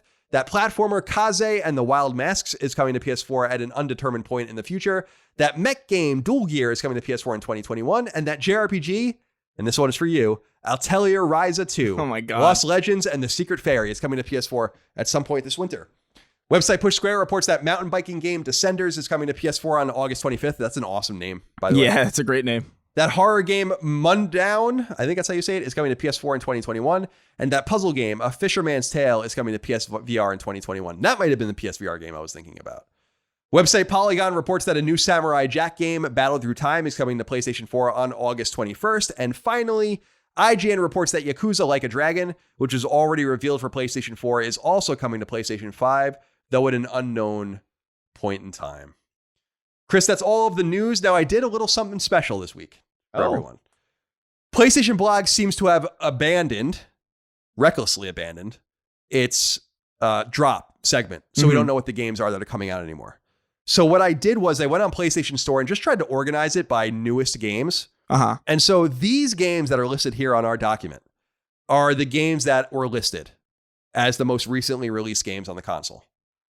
And so I thought we would go through and make up what they're about. Okay. And tradition dictates we start with you, Chris. So take it away. All right. So Aircraft Evolution comes to PS4. Experience what it's like going from the Wright brothers and Amelia Earhart to a stealth drone with no human touch or any semblance of human emotion. This is the evolution of aircraft from beginning to end. Only on PS4 or probably other consoles too, baby. Who knows? Probably everything else as well, yes. Creeks comes to PS4. Now, this is a building simulator. It's creeks like something creaks, not creeks like a body of water, rather. So an EA. And this is about going through a different, to almost like, remember Bob Vila, This Old House? Remember that show? You probably what? Don't. You're too young Bob to remember that. Vila, This Old House? Yeah, there used to be a show called This Old House. Bob Vila was the host of it. So Tim the Toolman Taylor is kind of based on Bob Vila, but like a stupid version of Bob Vila. Right. That's where it kind of comes from. And it was just a show where they would go into old houses and repair them. And so Creeks is basically inspired by This Old House. You go through, and it's called Creeks because the wood creaks as you walk on the old 19th century planks, the 18th century planks, etc. So go enjoy Creeks on PS4. I brought out a Bob Vila reference on this show. Wow. Bob Vila. Yeah. God bless. No one was expecting that. No. I certainly definitely wasn't. not. No. Dashball comes to PS4. This is football with cars. See if you can just it's football and dodgeball with cars. See if you can throw really heavy spheres through the dashboards of your enemies on a really fast track and/or field. I don't know. Wow. That's on PS4. Coming to PS4. Yeah. Dragon Marked for Death comes to PS4. So in this fantasy world created by a famous Japanese developer, dragons are marked for different things. There's a dragon marked for success. There's a dragon marked for riding. There's a dragon marked for eating. And there's a dragon marked for death. And in this game, you are basically just trying to make your dragon last as long as possible because much like a Calvinist, he is predetermined, marked for death. Can't get out of it. Dragon Marked for Death on PS4. Epic Word Search Collection 2 comes to PS4 and PS Vita. This is a game, this is just a word search collection, really. That's all it is, except the twist is you find out at the end that it was Sudoku the whole time, and you've actually just lost everything. You were doing it wrong from the very beginning. It's a very Bioshock twist. Wow. Sorry I spoiled it for you, but that's on PS4 and Vita. Didn't anticipate that. Nah, bet you didn't.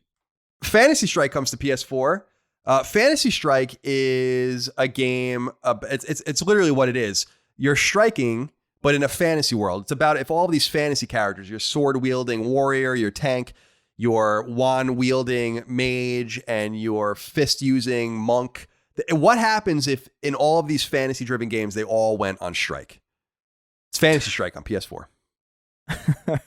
I thought of Fantasy Football Strike, like everybody in Fantasy Football striked somehow. Oh my God. I can't even talk about that because we're not even going to get fantasy football this year because there's probably not going to be football. So, oh, yeah.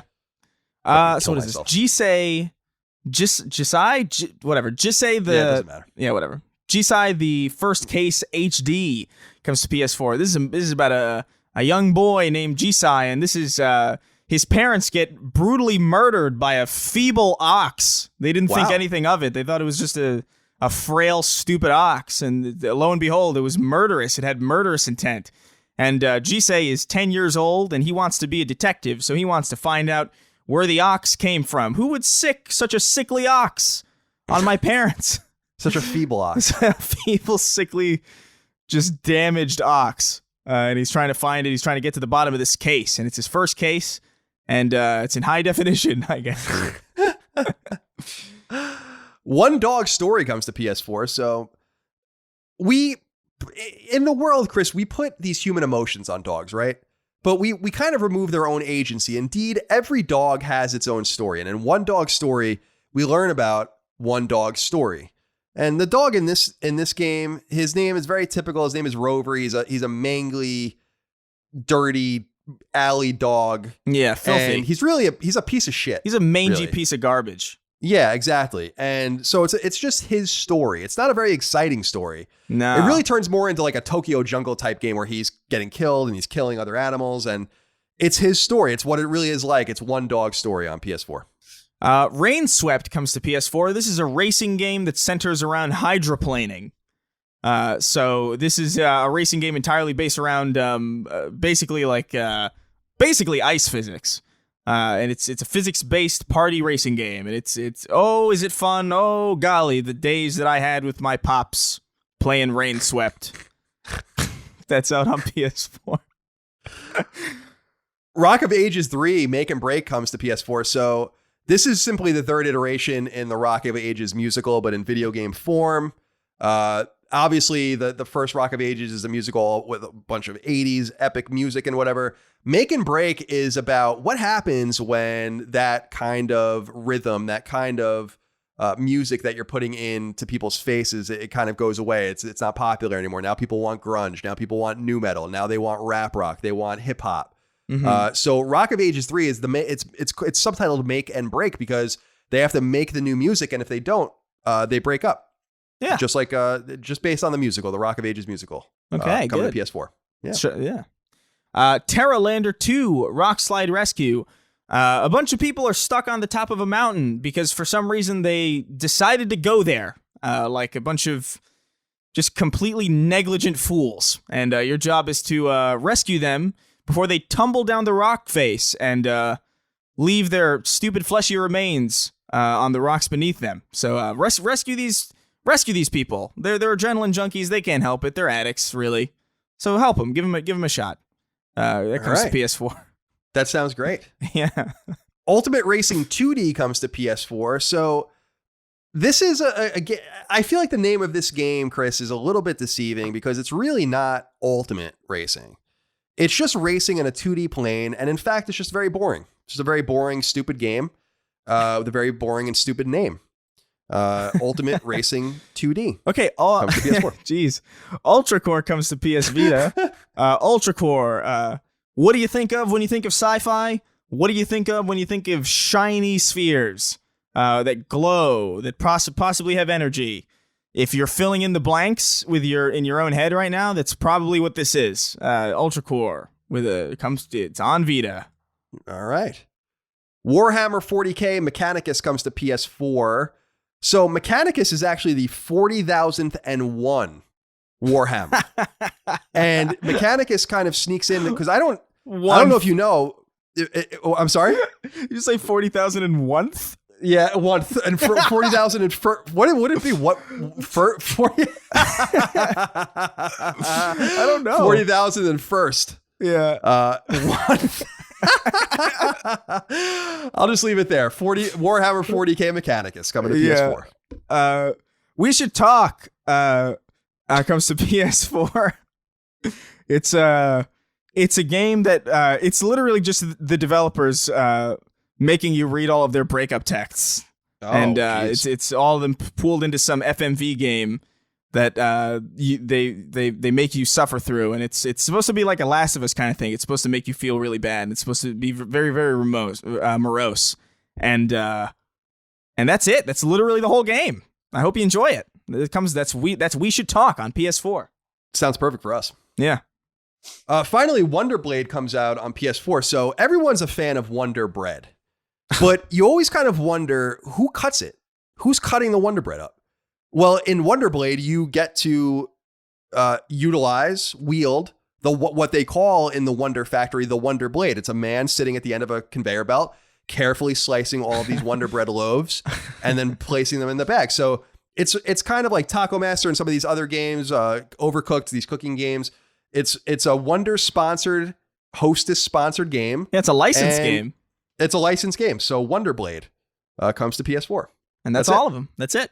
I don't have any idea what any of those games are actually about. So yeah. Do I? Well, Epic Word Search, I do. I mean, that's like there's a bunch of those games. Yeah, and I know Warhammer is a thing that exists. Yeah, Rock of Ages is a tower defense game. I don't know what anything else is though. Yeah, I don't know. Let me see. Fantasy Strike's a fighting game, I think. Dragon Marked for Death is actually a pretty good looking JRPG. But we make fun of all the games, so you'll have to figure that out for yourself. Yeah. If only they wrote. If only they had a drop. I know. If only they told us what they were, then we wouldn't have to do this. All right, Chris, let's get into listener inquiries. As always, as tradition dictates, we end every episode of Sacred Symbols with 6 question, comments, concerns, thoughts, and ideas from the audience. Starting with Max Cannon. Says, hey, Candle, Colin, and Chris, I've always wondered why we don't see more expansion of prestige AAA studios. While Rockstar is known for its multiple teams spread across the globe and even Insomniac's pair of teams on each side of the US, I feel like this type of expansion should spread to other studios. Take already great teams and give them more means to keep doing what they're doing, but on a larger scale, like a Naughty Dog East and Naughty Dog West, for example. Is this concept more prevalent than I realize? What are some reasons that this type of expansion would or wouldn't work? Love y'all. Chris, what comes to mind for you when you hear what Max has to say here? I have some water to throw on Max's fire. Yeah. But I'm wondering if you have anything to say. Well, I typically think you want just a focused team. I think really expanding a team in that way should really be done as scarcely as possible, and I don't think it should become like a mainstay. The first thing that comes to mind, honestly, is actually Bungie, because Bungie had an ancillary studio called Bungie West, and they were making a game called Oni on the PS2, and that was like a completely separate thing. That was when they were doing Halo at the time, and they just eventually just got folded into the Halo team because they needed more people to get that shit done. And I feel like that's typically what happens if you don't really allocate your resources correctly. You just end up folding your teams into the same team anyway. So I don't know. I don't know if this is something that works for specific developers, but not all. Yeah. So he brings up Insomniac, and Insomniac. So to understand why they have a studio in North Carolina, you need to understand that they went there as an expansion, specifically there like outside of Charlotte, I think, in Durham. And they went there because there's some talent to be attracted there because of the likes of Epic and some other studios. Red Storm was there and some others are working out of there. So there's like there's a reason to go there, because if no one else is opening up there, then you have this pool of talent to pull from of people that don't want to move. And that's the reason why Sony Bend stays so static in Oregon too, because it's in the middle of literally nowhere. Like that studio's in the middle of nowhere. No one else works at any other studios around there. So to me, it's like you have to open up things and do things deliberately. He brings up Naughty Dog. Naughty Dog did have 2 teams internally, and that didn't work. The team that made Uncharted 2 is the team that moved on to The Last of Us while Uncharted 3 was being made. Then everyone was moved over. It caused a lot of chaos at the studio. And the biggest thing is that, because he talks about doing what they're doing on a larger scale, sometimes that's just not possible. Like if you dilute the team, then you lose the special sauce. It's not the name or the office that makes the team, it's the people. So you don't want to dilute that by spreading things too thin. I think it's more wise to acquire new teams or to open new teams than to. So like if they wanted to put another team in Santa Monica, Sony, they already have 2 of them there. And Naughty Dog and Sony Santa Monica. If they wanted more work out of Santa Monica, it would be wiser for them to just open a new team than to go to Naughty Dog and be like, we're going to make another Naughty Dog team. It's like, well, we already have Naughty Dog's team. So you're just hiring a bunch of new people and calling them Naughty Dog, but they're not, necessarily Naughty Dog. So that's kind of the water I wanted to throw on the flame. Yeah, that's good water. Yeah, it is good water. Thank you. It's like smart water, my favorite. Yeah, same. Adam Laws wrote into us and said, hello, Big C's. I hope both of y'all are enjoying the glorious pain of the sun. I'm not, man. It's too fucking hot. My question is about what I see as a new way of being a figurehead of a company in studio. On Twitter, I've seen the likes of Neil Druckmann and Cory Barlog not holding back how they speak, meaning they don't follow the traditional corporate lingo that you would expect coming from employees of a company like Sony. They swear, talk in current vernacular, and are outspoken of their opinions regardless of anyone's feelings. I personally love this because it makes these people not appear like robots. I saw the trend really start with people like Elon Musk. Granted, it did tank the stock prices of Tesla for a small time. How do you guys feel about this trend? Do you think it is good in the long run, or do you think it will ultimately hurt the company's images? Any and all thoughts are appreciated. So I noticed this with Neil and Corey as well, and some others. How do you feel about their outspokenness and how it might affect the image of their studios and their games and all of this? Because I will say, Neil Druckmann and Cory Barlog, Sony would never fire them. So they know that. They have to know that. They probably also have contracts. Neil Druckmann is the vice president of Naughty Dog. Yeah. So they're unfireable. If I were Neil Druckmann, I'd almost want to get fired because it's like, okay, now I'm a free agent and I can go literally anywhere I want and get whatever money I want. Basically, I'm Neil Druckmann, right? I made the Last of Us games. I worked on Uncharted and stuff. So I think that plays part of it, and I think you see this relationship, this inverse relationship between. Well, actually, it's not an inverse relationship. If you're a smaller developer, you say less because you're more at risk. If you're Cory Barlog, you say whatever you want because you made God of War. I personally do like it. I'm the same way on Twitter, although I own my own company and Chris is his own employee, so like he can do it too. But how do you feel about this outspokenness and how it might affect things? No, I don't think it would affect things really at all. I think people might try, and I think maybe if you got a problem with somebody, maybe you'll dig up shit they said, but I don't know if it would really amount to much material damage to the company just because people are a little bit more upfront with how they talk. You know, I think it's a good thing. I think honestly, if anything, it's the people who aren't really outspoken that worry me, or that concern me, or that I am a little bit more skeptical of as far as like whether or not they're a decent person, because it implies inherently that there's a lot to hide. Whereas like with them, it's just like, yeah, they'll just say whatever the hell they want. They talk how they want. They just seem like you said, like normal human beings, and that's good. That's a good relationship to have with your audience. Yeah, I know them both personally, and they are normal human beings. I see Corey retweeting a lot of anti-Trump stuff and stuff, and I can see how that could be offensive, but they've inoculated themselves by making great games, and clearly they're not being talked to behind the scenes, and if they are, they're not listening. Yeah. So I say keep on speaking your mind. I think from any perspective, I think everyone should continue to speak their minds, keep everyone honest, and make things more interesting for everybody. I like it. I think it adds more texture to who they are as people. All right. Cold IV wrote into us and said, "Hi, Chris and Colin. Simple question. Chris, your input is welcome if you have any insight. Colin, you've been a gamer for a long time, and so have I. How do you balance that with a relationship? Is finding a gamer partner the best thing or not? I am not a crazy gamer, meaning I don't just play any game, nor do I play any games online or life-stealing games. I'm a single-player person. And if I don't have anything to play, I just don't play and wait for the next Assassin's Creed, God of War, Detroit, and some indies here and there, etc. I usually forewarn my girlfriends that when certain games come, I'm going to take some extra time. Believe me, I still never pass on social gatherings or outings because of video games, yet they always mention this as a reason for most issues regarding the fallout of the relationship and me coming to bed late. Keep in mind, I'm a night owl and my body is conditioned to be up late as I do a graveyard shift as a nurse. I got to say, I've never dated a gamer in my life. Now, I've turned girls I've dated onto games, but I've never dated a girl gamer, and I don't really know if I want to. That's not really, it's not unattractive to me, but it's not really a thing I'm looking for. Games have affected my relationships in the past really badly because it's a hobby that is so demanding of your time, and I also do it. Yeah, well, it's also a job. Yeah, and it's my job as well.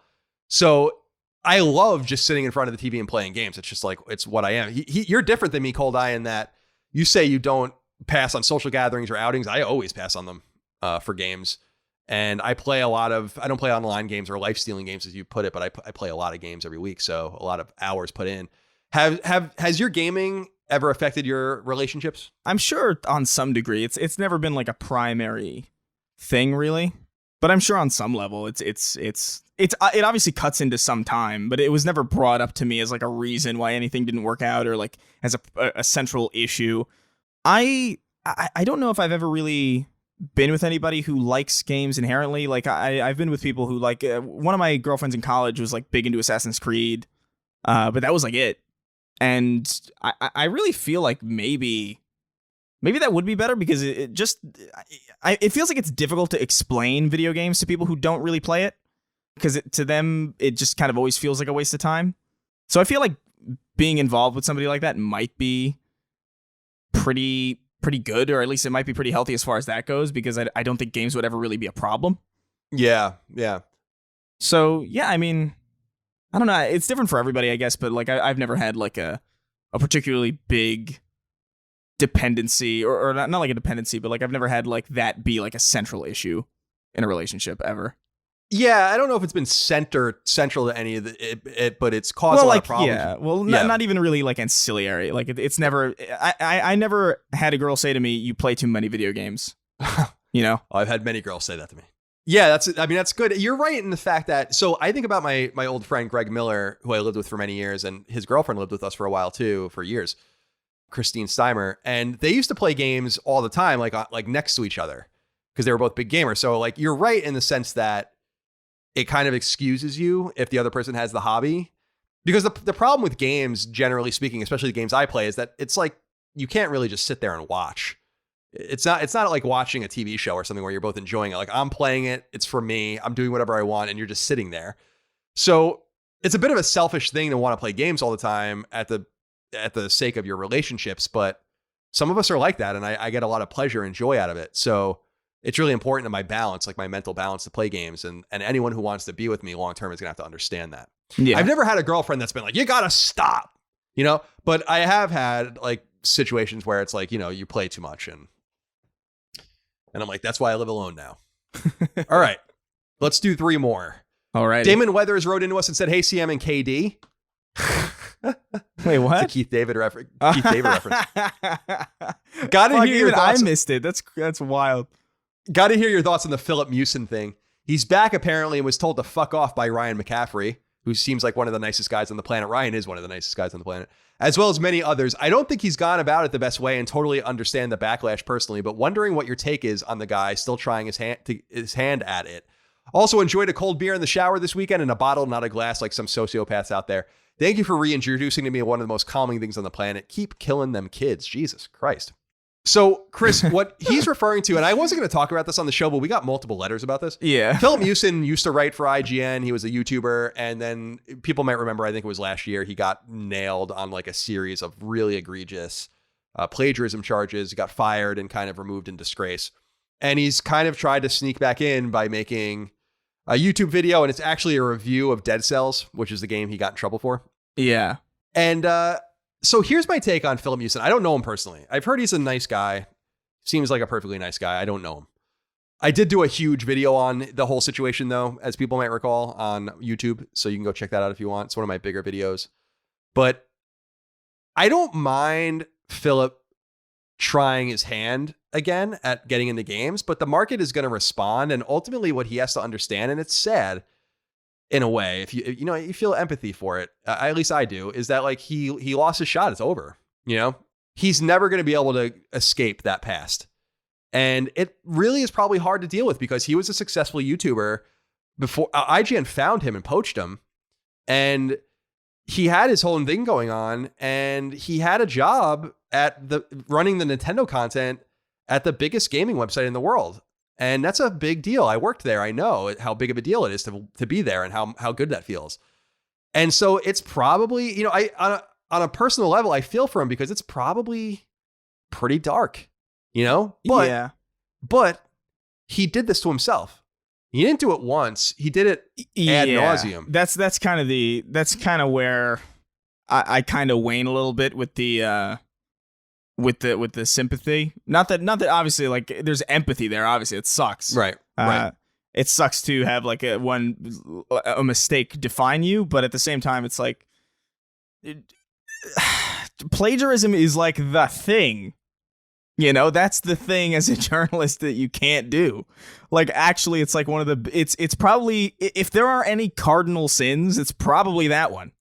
And the fact that it wasn't once, but like several times, like, I don't know, man. Like, you just got to do something else. Just try something else. Yeah, I agree with you there. Like, plagiarism is incredibly serious. And I think people might remember us talking about this at the time, but I was so puzzled by it because like plagiarism usually happens in like academia, sometimes in journalism.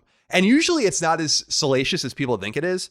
Like, people get pinched in, like it happened to like people that won like Pulitzer Prizes and stuff where, so let me back up. When you're writing a big history book, like let's say Team of Rivals as an example, a very popular book about Lincoln, you usually have your grad students doing a lot of research for you and kind of organizing all of the stuff that you then write from. And if they miscategorize a citation or something and that goes in, then that's technically plagiarism. And that happens to historians. That happened to Doris Kearns Goodwin. That happened to Stephen Ambrose and other big historians. I mean, it happens. I'm not saying it's right, but that's usually what you're talking about. Yeah. What he did was go in, and this was the really weird thing about Philip to me, not knowing him, was you went in and copied people's opinions. That's weird. Usually plagiarism is like, here's a fact that I went and dug up out of a book and pretended I did the original research or something. That was what was so weird about it. It was easier apparently for him to go listen to other people's opinions on games and copy them as opposed to just formulating his own ideas. It sounds harder what he did than just writing the scripts himself. Yeah. And that was the thing I was making fun of at the time. I was like, this is so weird. I've written hundreds of reviews. It is so much writing reviews is so easy. I'm sorry. It is so easy to write them. Like, you just flow, you say what you need to say, maybe you work off of notes, but that he went and watched other people's like Dead Cells content and then copied their opinions. Like, yeah, what? like verbatim too. It wasn't even very like weird, because I've definitely had opinions on things and seen videos that kind of get into like how I'm feeling about certain, and they put them in certain ways that I hadn't thought about, and it kind of like allows me to think about my own words or like my own opinions in like more clear terms that I hadn't previously thought of. I've definitely had that. Like, I've definitely like watched videos that gave me insights into my own opinions more than I probably would have been able to if I was just like sitting there mulling over my own thoughts over and over again.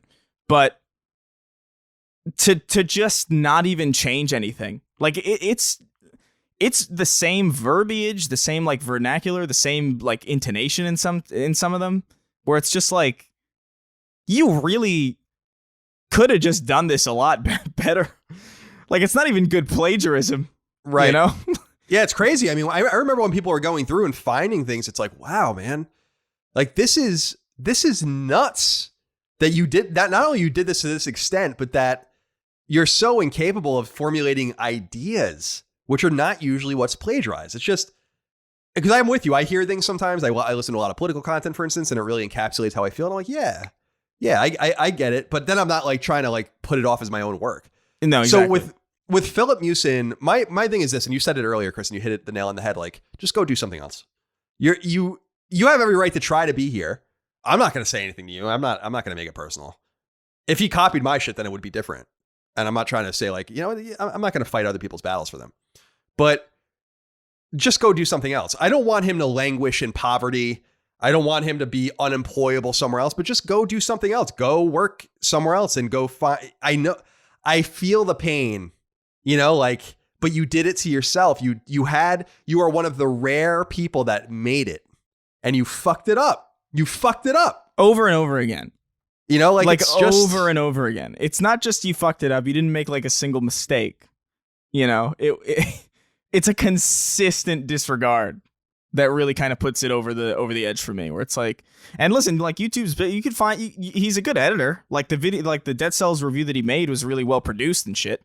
Like, surely you could just make other content on YouTube and it'd be fine. You know, maybe people would still probably hound you for a little bit, but like, at least you'd be doing something that people wouldn't be like offended that you're doing. Well, that's why I'm like, why are you reviewing Dead Cells again? It's like a tongue-in-cheek thing. It's not cute, man. Like, you gotta figure out another way forward. And yeah. That Ryan McCaffrey, a personal friend of mine for years, told you to fuck off. Ryan McCaffrey doesn't. I've never heard Ryan McCaffrey say the word fuck ever. So I mean, they don't like you, man, and there's a reason for it. So again, do whatever you want, Philip. You're never going to hear this anyway. He also damaged IGN's reputation like a lot. Like, yeah, I mean, that was like because a lot of people don't really take into consideration the fact that like IGN is multiple people. They'll often look at the sins of an individual writer and write off the whole company as if it applies to everybody who works there. And I'm sure that there was no shortage of harassment levied at like everybody who worked at IGN because of the stuff that Philip was doing. Definitely. Because that's just how that shit happens. So, it's not all that unbelievable that, Ryan McCaffrey would not be none too pleased that he's just kind of trying to sidestep everything. And also the fact that he's just coming back with the same exact game that he got in trouble for is just like, yeah, it's weird. I don't know if it's like in poor taste, because like there's plenty of things that are actually in poor taste, but it's certainly tone deaf. And yeah. You just I think he was trying to be meta, Yeah, it didn't work. It doesn't work. It doesn't. So if I were still at IGN when this happened, I would have been furious too. Yeah. So because it's a trust thing. Like if it was anything like when we hired other people when I was there's a ton of people you can hire, a ton of really talented people, and you chose this guy, and then you wasted all of this time. Then you have to go through all of his shit and make sure it's not plagiarized. And I think they just tore all of his shit down. Yeah. So I don't know, man. So yeah, Phil, I think do whatever you want. I don't think you should live in poverty. I don't think you should live in shame. My opinion. I'm a guy that's all about forgiveness. Yeah. But I wasn't your victim. And I certainly think you shouldn't try to come back. You're never going to be able to outrun this. It'll take generations for people to forget. I mean, it's really one of those notorious things. It's like Jeff Gerstmann, right? It's like what happened with Kane and Lynch. That was 13 years ago. 13 years ago that happened. I had just started at IGN when it happened. And people still talk about it every day. On the internet, in regards to GameSpot, in regards to Jeff and whatever. So something to keep in mind. Good luck to you, Philip, whatever you decide to do. Josh Kisscall wrote into us and said, hello, my favorite jerks. You have both mentioned due to COVID and the state of the economy, people will have less money to buy a luxury item like the PS5, which will create soft launch sales. Although this sounds logical on paper, the actual state of things say that is false. I sell RVs for a living, the ultimate expensive luxury item. Sales have never been higher and show no signs of slowing down. It's not just the RV industry. Try finding a $500 trampoline online or a $600 backyard kid swimming pool or a bike or nearly anything really. I'm not sure where the money is coming from. The printer, that's where it's coming from. But people are spending like never before. If this price under $600, I truly believe it will be the biggest console launch in history. Thanks again and keep rocking in the free world. Thank you, Josh. Some pretty salient stuff here, Chris. What do you think? I think the fact that you were selling luxury items and the RV thing is very specific, because an RV is a house that you can drive. And yeah, people are people who are really, really well off in the middle of a pandemic who are afraid of dealing with other human beings, and I don't imagine that it would be that difficult to believe that, yeah, a bunch of people who are well off are buying RVs. Especially just out of the novelty of just like how strange everything is right now. I don't know about a $500 trampoline or all these luxury items. But I look, man, I can promise you your average person isn't buying a fucking $500 trampoline right now. Like I can't really explain where the sales are coming from, but I highly doubt it's your average citizen. Yeah, I think part of it is, at least in the US, is the unemployment benefits have been really generous. Yeah. Like I said earlier, people are actually regularly making more money on unemployment than they were making when they were working. By sometimes a substantial sum. There's actually I'm not saying it's happening to everybody. Yeah. But there's actually someone was sending around a Reddit thread, which I thought was interesting. There's like an unemployment Reddit. And there was a thread on there, and people were saying like this has been awesome for them because they make more money and they have time to think now and time to invest in other things and stuff. And so that might be a part of it. Although I think that's going to end soon. I'll give you a little anecdote though. I'm a G.I. Joe collector, as people know, especially the 1982 to 1994 run. And people have been lamenting in the Facebook groups I'm in for it and whatever, that when COVID started, prices of G.I. Joes, like vintage G.I. Joes, spiked like crazy. And the theory is that it's because people are using their unemployment money to buy them because now they can afford it. If you were making like $500 a week at your job and now you're getting $500 unemployment from the state and then $600 from the federal government, you're making a lot more money than you're used to. So now you're spending it. You're not saving it or paying down debt or whatever. You might be spending it. So I think that's just one component, but I don't think it's going to be the biggest launch in console history. Although to Josh's point, Chris, and as we discussed last week, Sony is increasing their demand 50% and increasing output. So they're seeing something that's indicating to them that they need to make more machines. And Josh has some insight. I mean, you're right. The RVs are interesting because they are a vehicle and they are a home. people probably have that. Some people probably have that Walking Dead feeling, like they want to live in the RV when the apocalypse breaks out. It's just a uniquely useful object given the current situation. Like that doesn't RVs surprise are so cool. me at all. They're so cool. I love RVs. So yeah, I think. But I have sisters and a brother that all have kids, and they have been talking about, not with trampolines and swimming pools and stuff, but like shit, just random shit is impossible to get online. And I actually experienced that with about a month ago. I ordered a Schwinn elliptical, and it's just been indefinitely delayed. Like it's just not coming. Yeah. So some people are buying shit. I think a lot of it has to do with shortages of supplies and raw materials, and I don't know. Yeah, it's shipping delays and shortage of production. It's not like that everybody's buying everything. Yeah, I don't know. I mean, I don't know. I think I think the economy is really going to fall off a cliff in the next few months when the unemployment money dries up. So we'll see, Josh, but good insight. We'll see who's right. You might be. Mark Magro, Chris has the final inquiry. He says, hey, gents, in regards to the increasing cost of game development, do you think we might see an increase in the so-called 1.5 titles coming from major releases such as Spider-Man, Miles Morales, and previously titles like Lost Legacy, First Light, Left Behind, etc.? While I know work needs to go into them, given how soon they come after the base game, it seems to be not as much making a full-blown title since many of the assets and engine can be reused.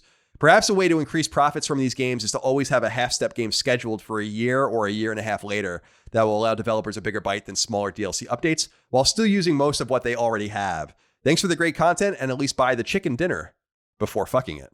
Or I'm sorry, buy the chicken dinner first before fucking it. All right. Chris, what do you think about these 1.5 titles? I actually like them.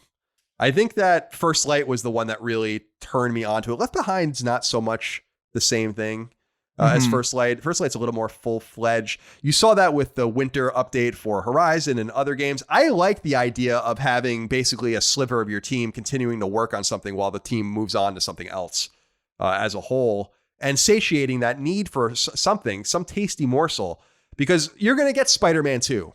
You're going to get it, but you wouldn't have gotten it. You're going to get it at the same time either way, but you wouldn't have gotten any Spider-Man if they didn't do the Miles Morales update for PS5. So do you like the idea of doing that, or do you feel like it's a little too much? My immediate assumption when I see that is that it's not going to be as good of a game. That's like kind of the immediate assumption, because it just sort of feels like an interstitial title. They never really feel like full-fledged continuations. And maybe it's psychological because there's no number, or because it's just readily apparent that it's just sort of working off the same framework and the same engine as the version of the game that you've played or beaten ad nauseum. So I've never really been that much of a fan of them personally, but I think they have a place, and I think it's good that people have a chance to kind of indulge in their favorite games in a little bit of a shorter launch window than they might typically be able to if they stuck with traditional development cycles. They're not games that I personally care that much about. Maybe Spider-Man is the exception because I'm so uniquely interested in Spider-Man, but I'm happy they're a thing for the people who enjoy them. I don't think they harm anything. Yeah, I don't know. I don't know what it looks like behind the scenes in terms of resources used, but I do know that like First Light especially stuck out to me, the Infamous game, because it was really different. Like there was a cool arena combat thing and plays a different character and stuff like that. Lost Legacy, I haven't played yet, as we know. We've talked about it on the show. Seems like much more of a new game, while Left Behind seems much more like a traditional DLC pack because it was so small. Yeah. The idea, though, is like Spider-Man's a good example with the DLC, like the Black Widow DLC they released, where they staggered it, and it was just like, I don't know, I don't want to play this. If they just put that in a package, a standalone package, I probably would have bought it and played it. And so I as I've said in the past, I have a problem with the way DLC is just made and how long it takes for it to come out. And it's the same thing with Control, where they released that DLC, and I'm like, I'm never going to play this. It's just too late. I'm never going to play Control again.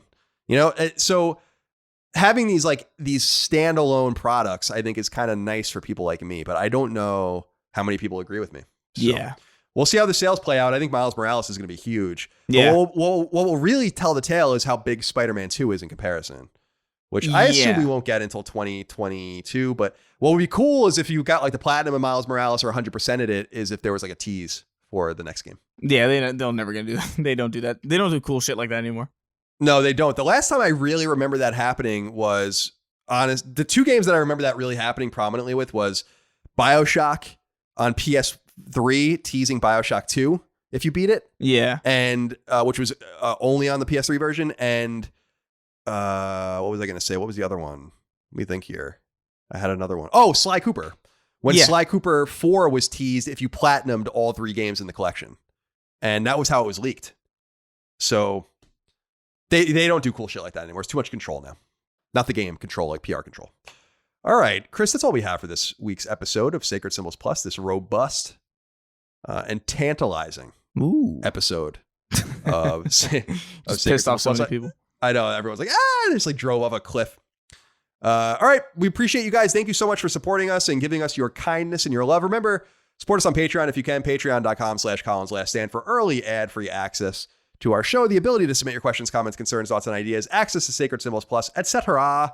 We'll see you next time for more. Until then, thanks again. Goodbye. Take care, guys. Sacred Symbols, a PlayStation podcast, is a product of and a registered trademark of Collins Last Stand, LLC, and is recorded from Richmond, Virginia, and Burbank, California, USA. This show is conceived by, is written by, and is produced by me, Colin Moriarty. My co-host is Chris Raygun. You can find me on Twitter at NoTaxation and on Instagram at CLS Moriarty. Chris is on Twitter at Chris R. Gunn and on Instagram at Chris_Ray_Gun. Sacred Symbols is edited by Dustin Furman. To message the show online, please use Patreon's DM service. As you know, all of Collins Last Stand shows, including Sacred Symbols, are fan-funded on Patreon at patreon.com/CollinsLastStand. The following names are at the producer level or higher on Patreon, and we are eternally grateful for your kindness, generosity, and fandom.